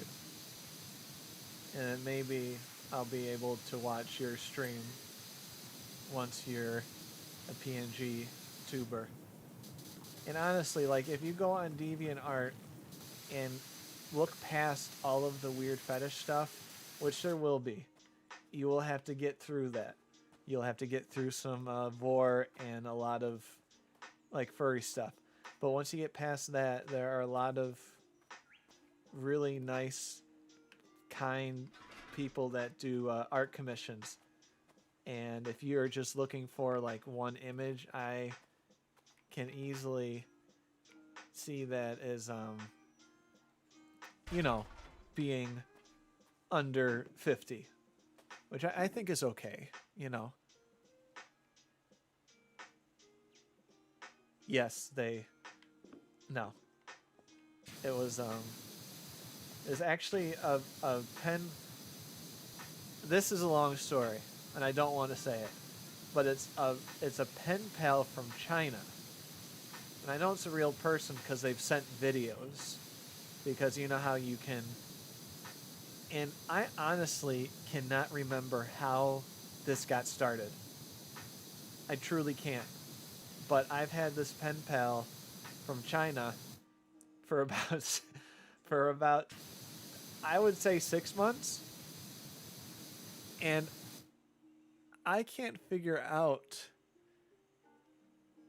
I think what happened is I do remember at one point I did write a paper on dating apps in different countries.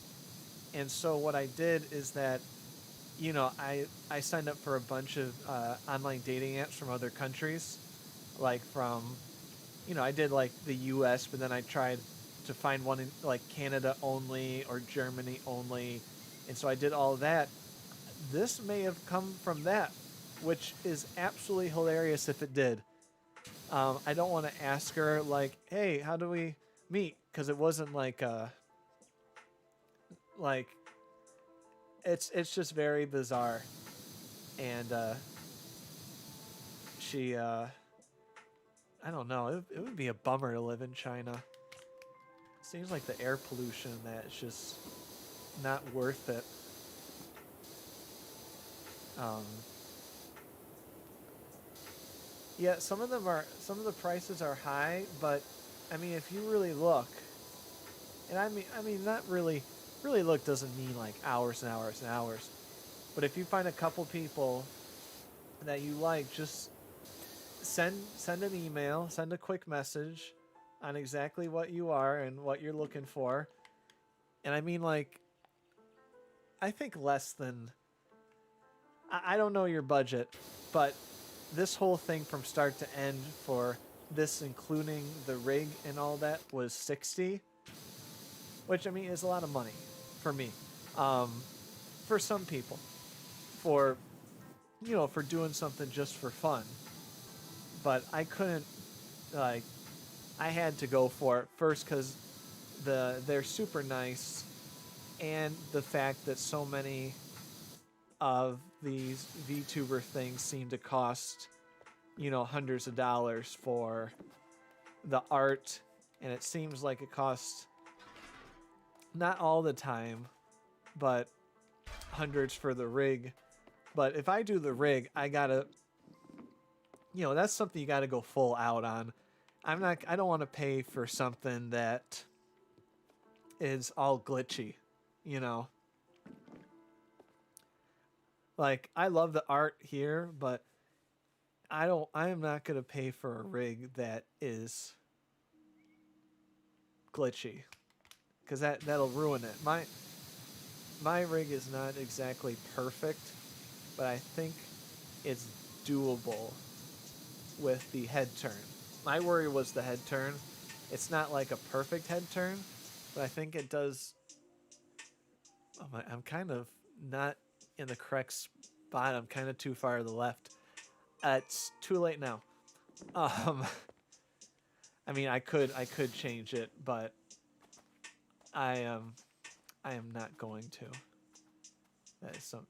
What's gonna kill me is that when it hits like 96, I'm gonna know there's like tiny spots like that. See, like that freed up the whole thing. Now I'm gonna take a break from the bottom. Gonna go to this side.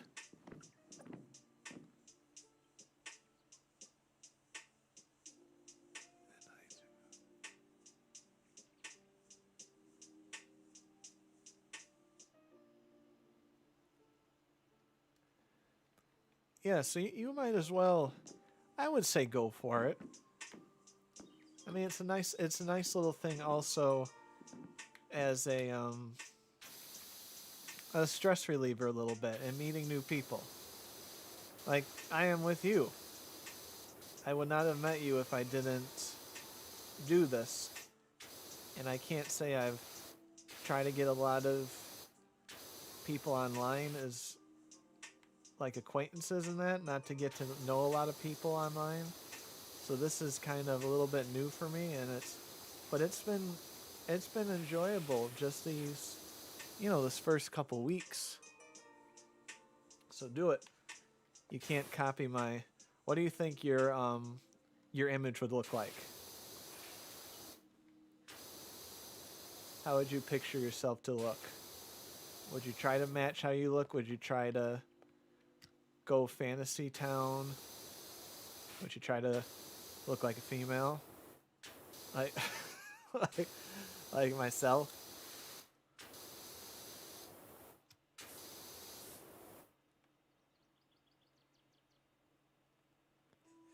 You gotta. So, if you don't meet the weirdos, then you don't know. Then you don't know the people that are normal, quote unquote. If everybody was normal, I think the world would be a little bit boring. You need a couple of those creepy weirdos to make you appreciate the family that you have. And you also have to appreciate and feel bad that you could be that creepy weirdo. But you're not. You haven't seemed to be. That Boing Boing one was a little interesting. But I think that was to keep me on my toes almost. Oh my goodness, I am...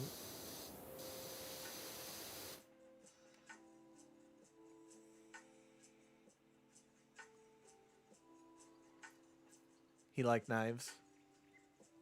He collected knives. Was he talking about his knife collection and what he does with knives? I won't interrupt your story.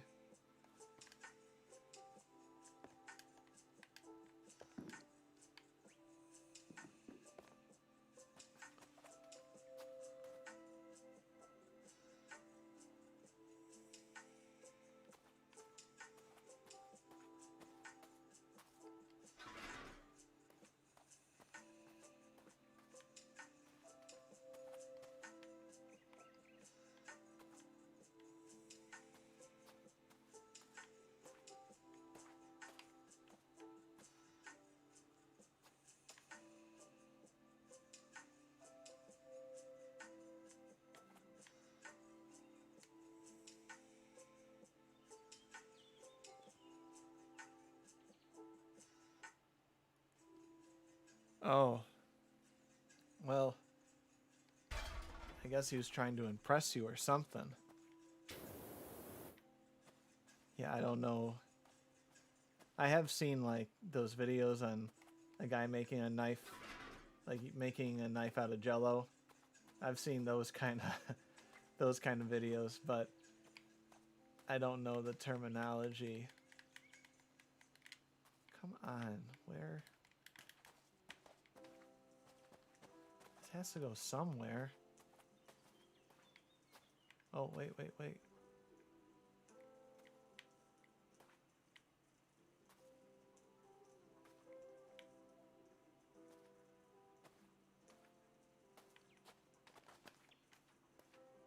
Gosh, is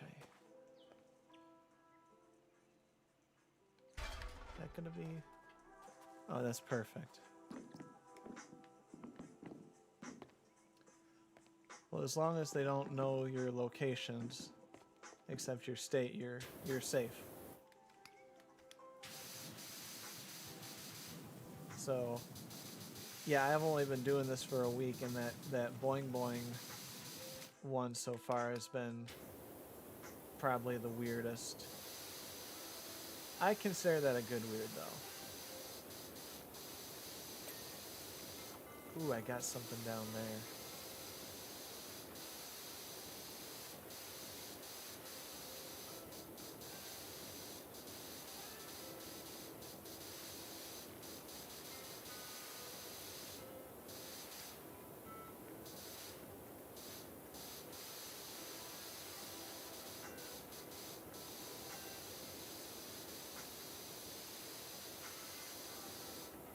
Yeah, and I've seen those, like, sharpening stones or something. I'm not 100% sure. And, like, when they, like, restore a super rusty knife and then they turn it into, like, a brand new one. Kind of like this kind of restoration stuff.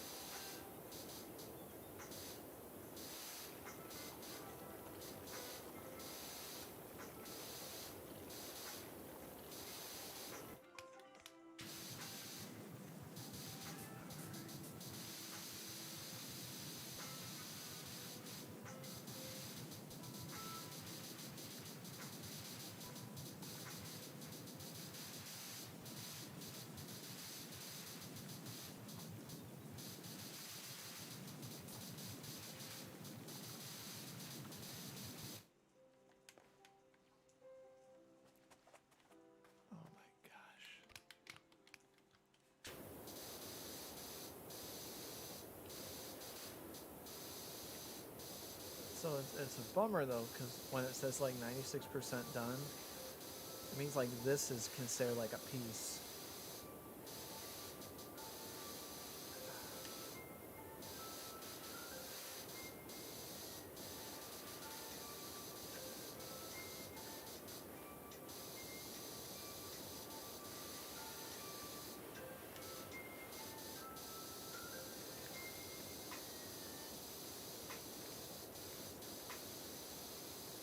Yeah, like when I went to the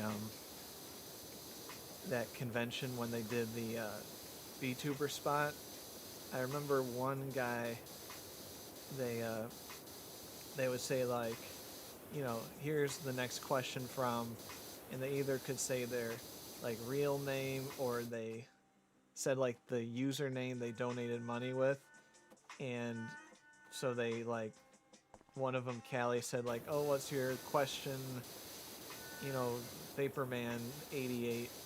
He's like, I'm so happy you got my name right for once after my donations. Like, all upset and scary. And it's like, I guess part of the reason they donate a ton of money just because they want to hear their own voice. I mean, it would be interesting to donate to them, to kind of thank them or get mad at them for getting me started with this. Because if I wasn't in that like meeting, like that little conference, I wouldn't have basically known about this.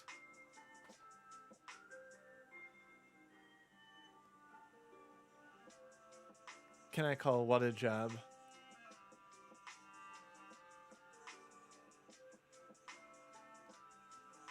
You mean like quit?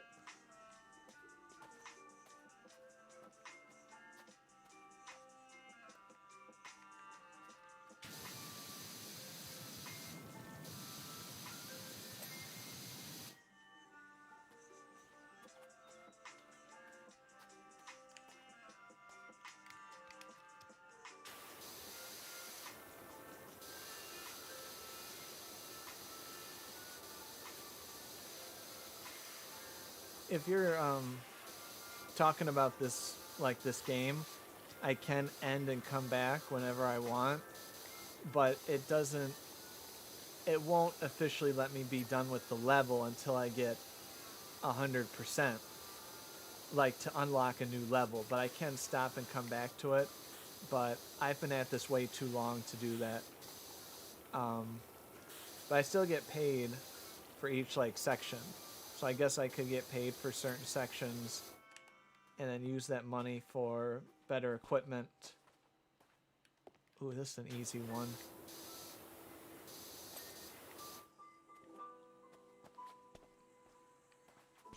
Alright.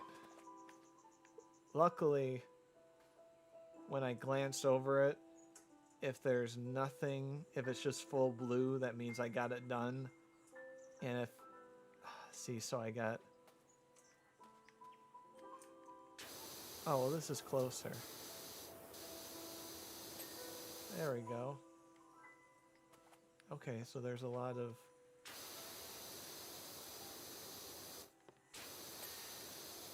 and then I can kind of cheat and click the one tab and it kind of highlights what's still dirty. I didn't want to use it there, but I just did. Yeah, I'm gonna start using it. See, like that would have been something that they're like so tiny. There. Lower deck. Lower. Come on.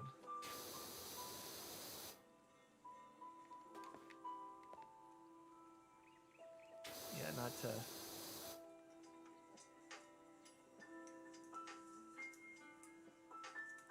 Oh, you mean the VTubers?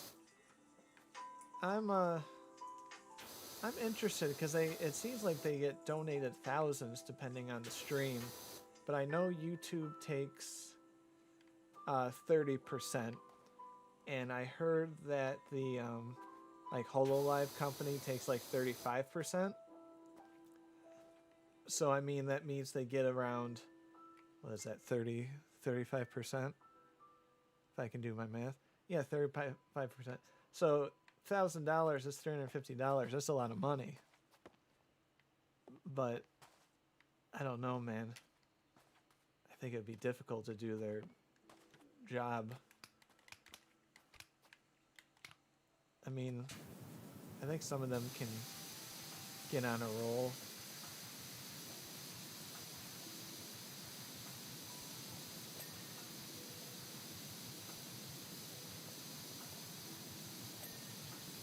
Ooh, there we go. Come on.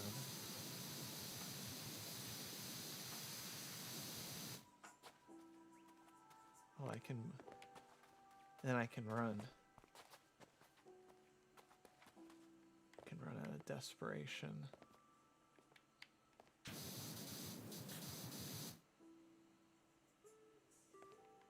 Yeah, because I mean, I think they got, of course, paid for making their appearance. But yeah, I think, like, even, like, music sales, and I saw that they had, like, a clothing line partnership, and it sold out within, like, that day or something. So I think they make good money. And, I mean, the best part is that they don't have to worry on age. I mean, like, sadly, women have to sometimes worry about that. And that's like a bummer negative, but with this, they don't have to so much, which is why I think they never give their age out. It's because they always want new people to think like they're that age. I don't know.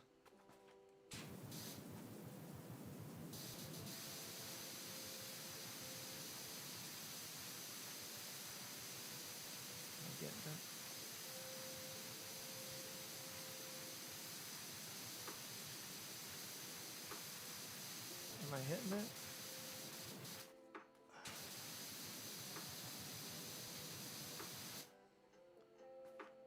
No.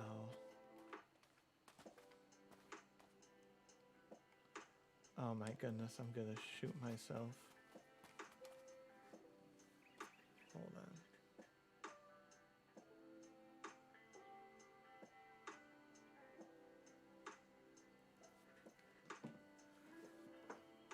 Okay.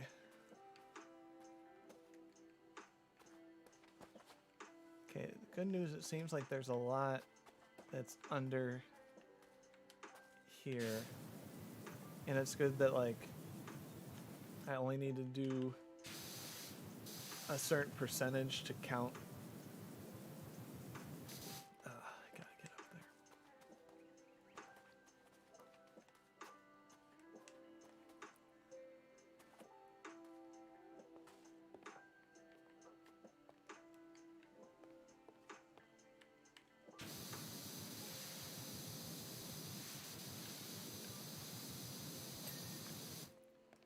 Yeah, so, but if they were, like, independent and somehow got that popular without a...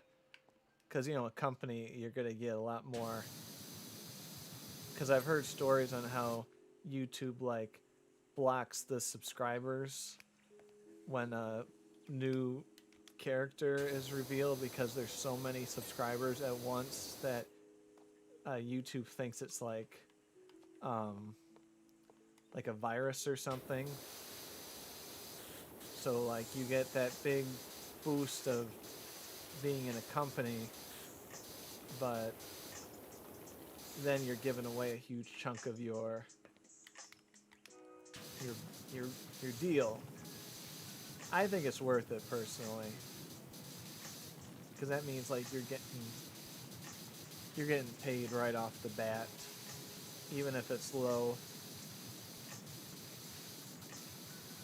I mean, like, I don't see myself ever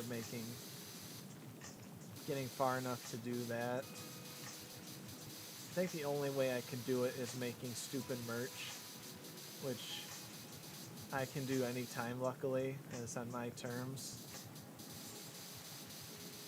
I think that's the only way for now, unless there's some mighty viral thing making fun of how I look like broccoli, and it turns into a whole... Let me see. Turns into a whole deal.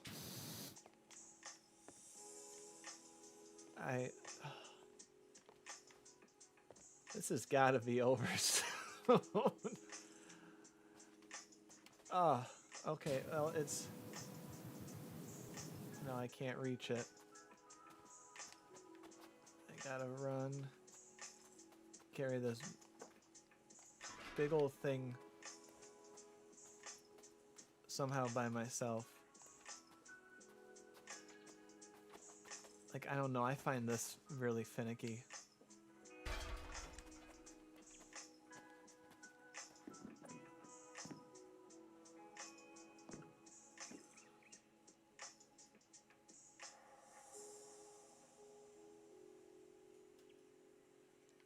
Six figures. Wow.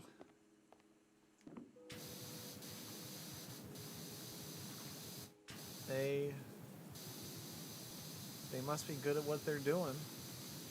Keep that flow going. It seems like it's a nice flow. Like, once you still need to work hard, but once you get that fan base, you get a little bit of a...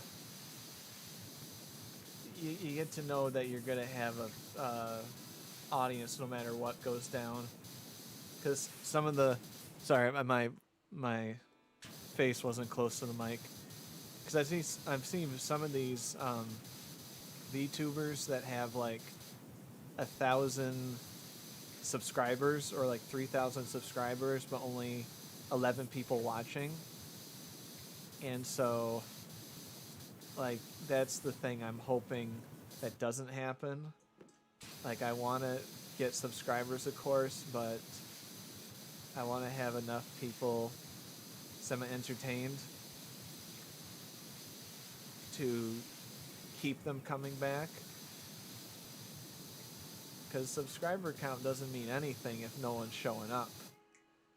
I mean, right now, having 2 out of 50 is an awesome percentage compared to like 3,011. But I think doing those YouTube shorts and doing those TikTok things may help out a lot more. But it just seems like some of the TikTok stuff too, like I don't want to go down that semi-sexualized route. Because first off, I'm not a girl.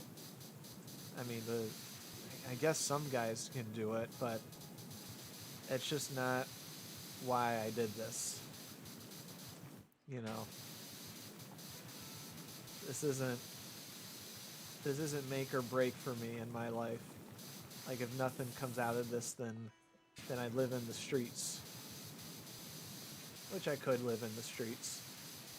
That's what my mother says, that she says, if I ever, like, lose it with, like, dementia, luckily there's no dementia in my family, I want you not to don't put me in a home, but put me on a wheelchair and just roll me into the city, and I'll make friends with all, like, the hobos.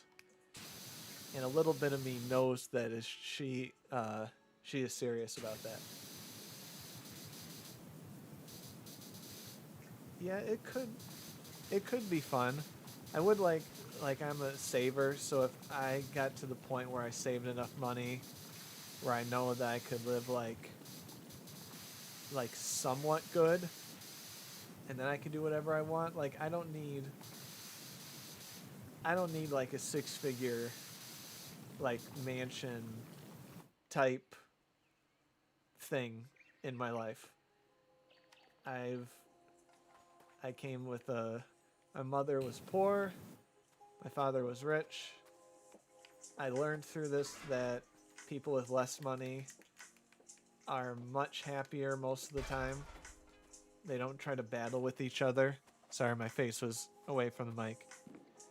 People with less money tend to come together and not be so competitive with each other to see like who's doing the best in life, which tended to be basically sometimes of our conversations during when I would go over to my one side, and I was the favorite, sadly, and she told me I was multiple times, and I didn't want to be. You know, I was the firstborn on that side, but I did not want to be the favorite because I knew all of my dad's siblings were mad about that, and I mean, I didn't know what to do. I couldn't do anything about it. Oh, come on. Come on. Parkour. All right. All right. Shoot. I'm not going to get close enough, am I? No.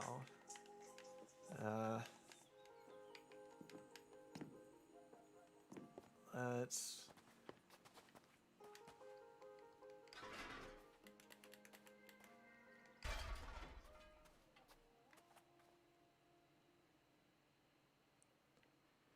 Yeah, and the worst part was that my father lost all of his inheritance from his brother.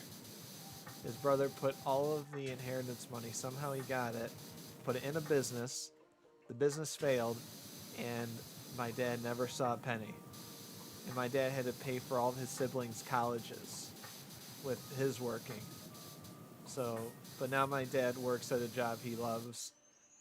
But we could have, like, easily, I could have not worked for the rest of my life, and I could have been just like that trust fund baby. But it wasn't meant to be, and I think in a way that's a good thing. You know, I don't think you should live in luxury your whole life. I think having a little bit of pain.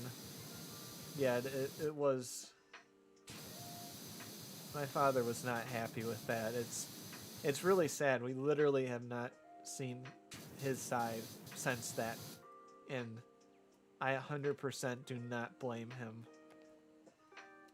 It was stealing.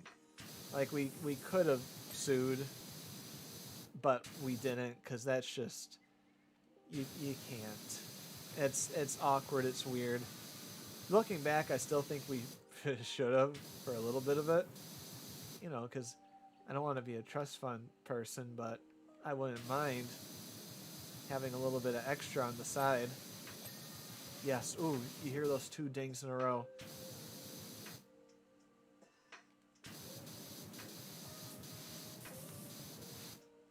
Alright, looks like I gotta go back up there.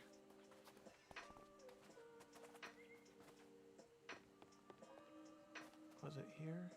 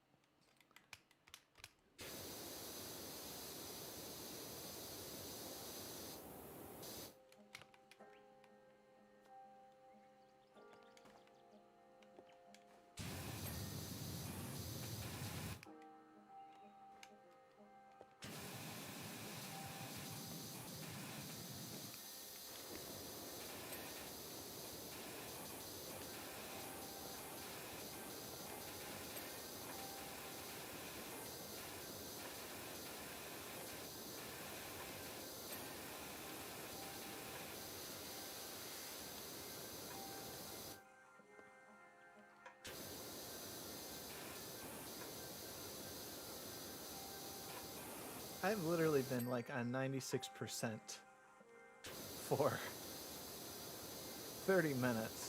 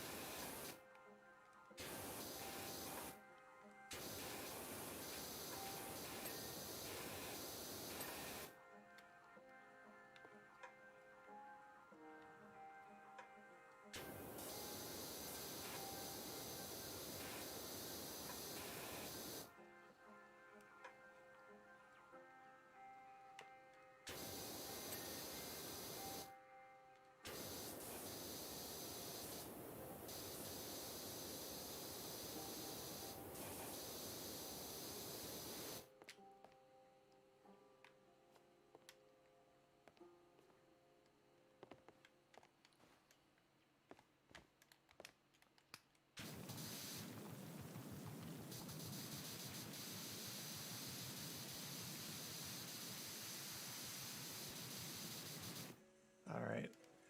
You know what, you're gonna hate me for this, but I, even though it says 98%, I gotta call it. I'm looking at the time. I'm close to 5 hours doing this. So I appreciate you sticking around here.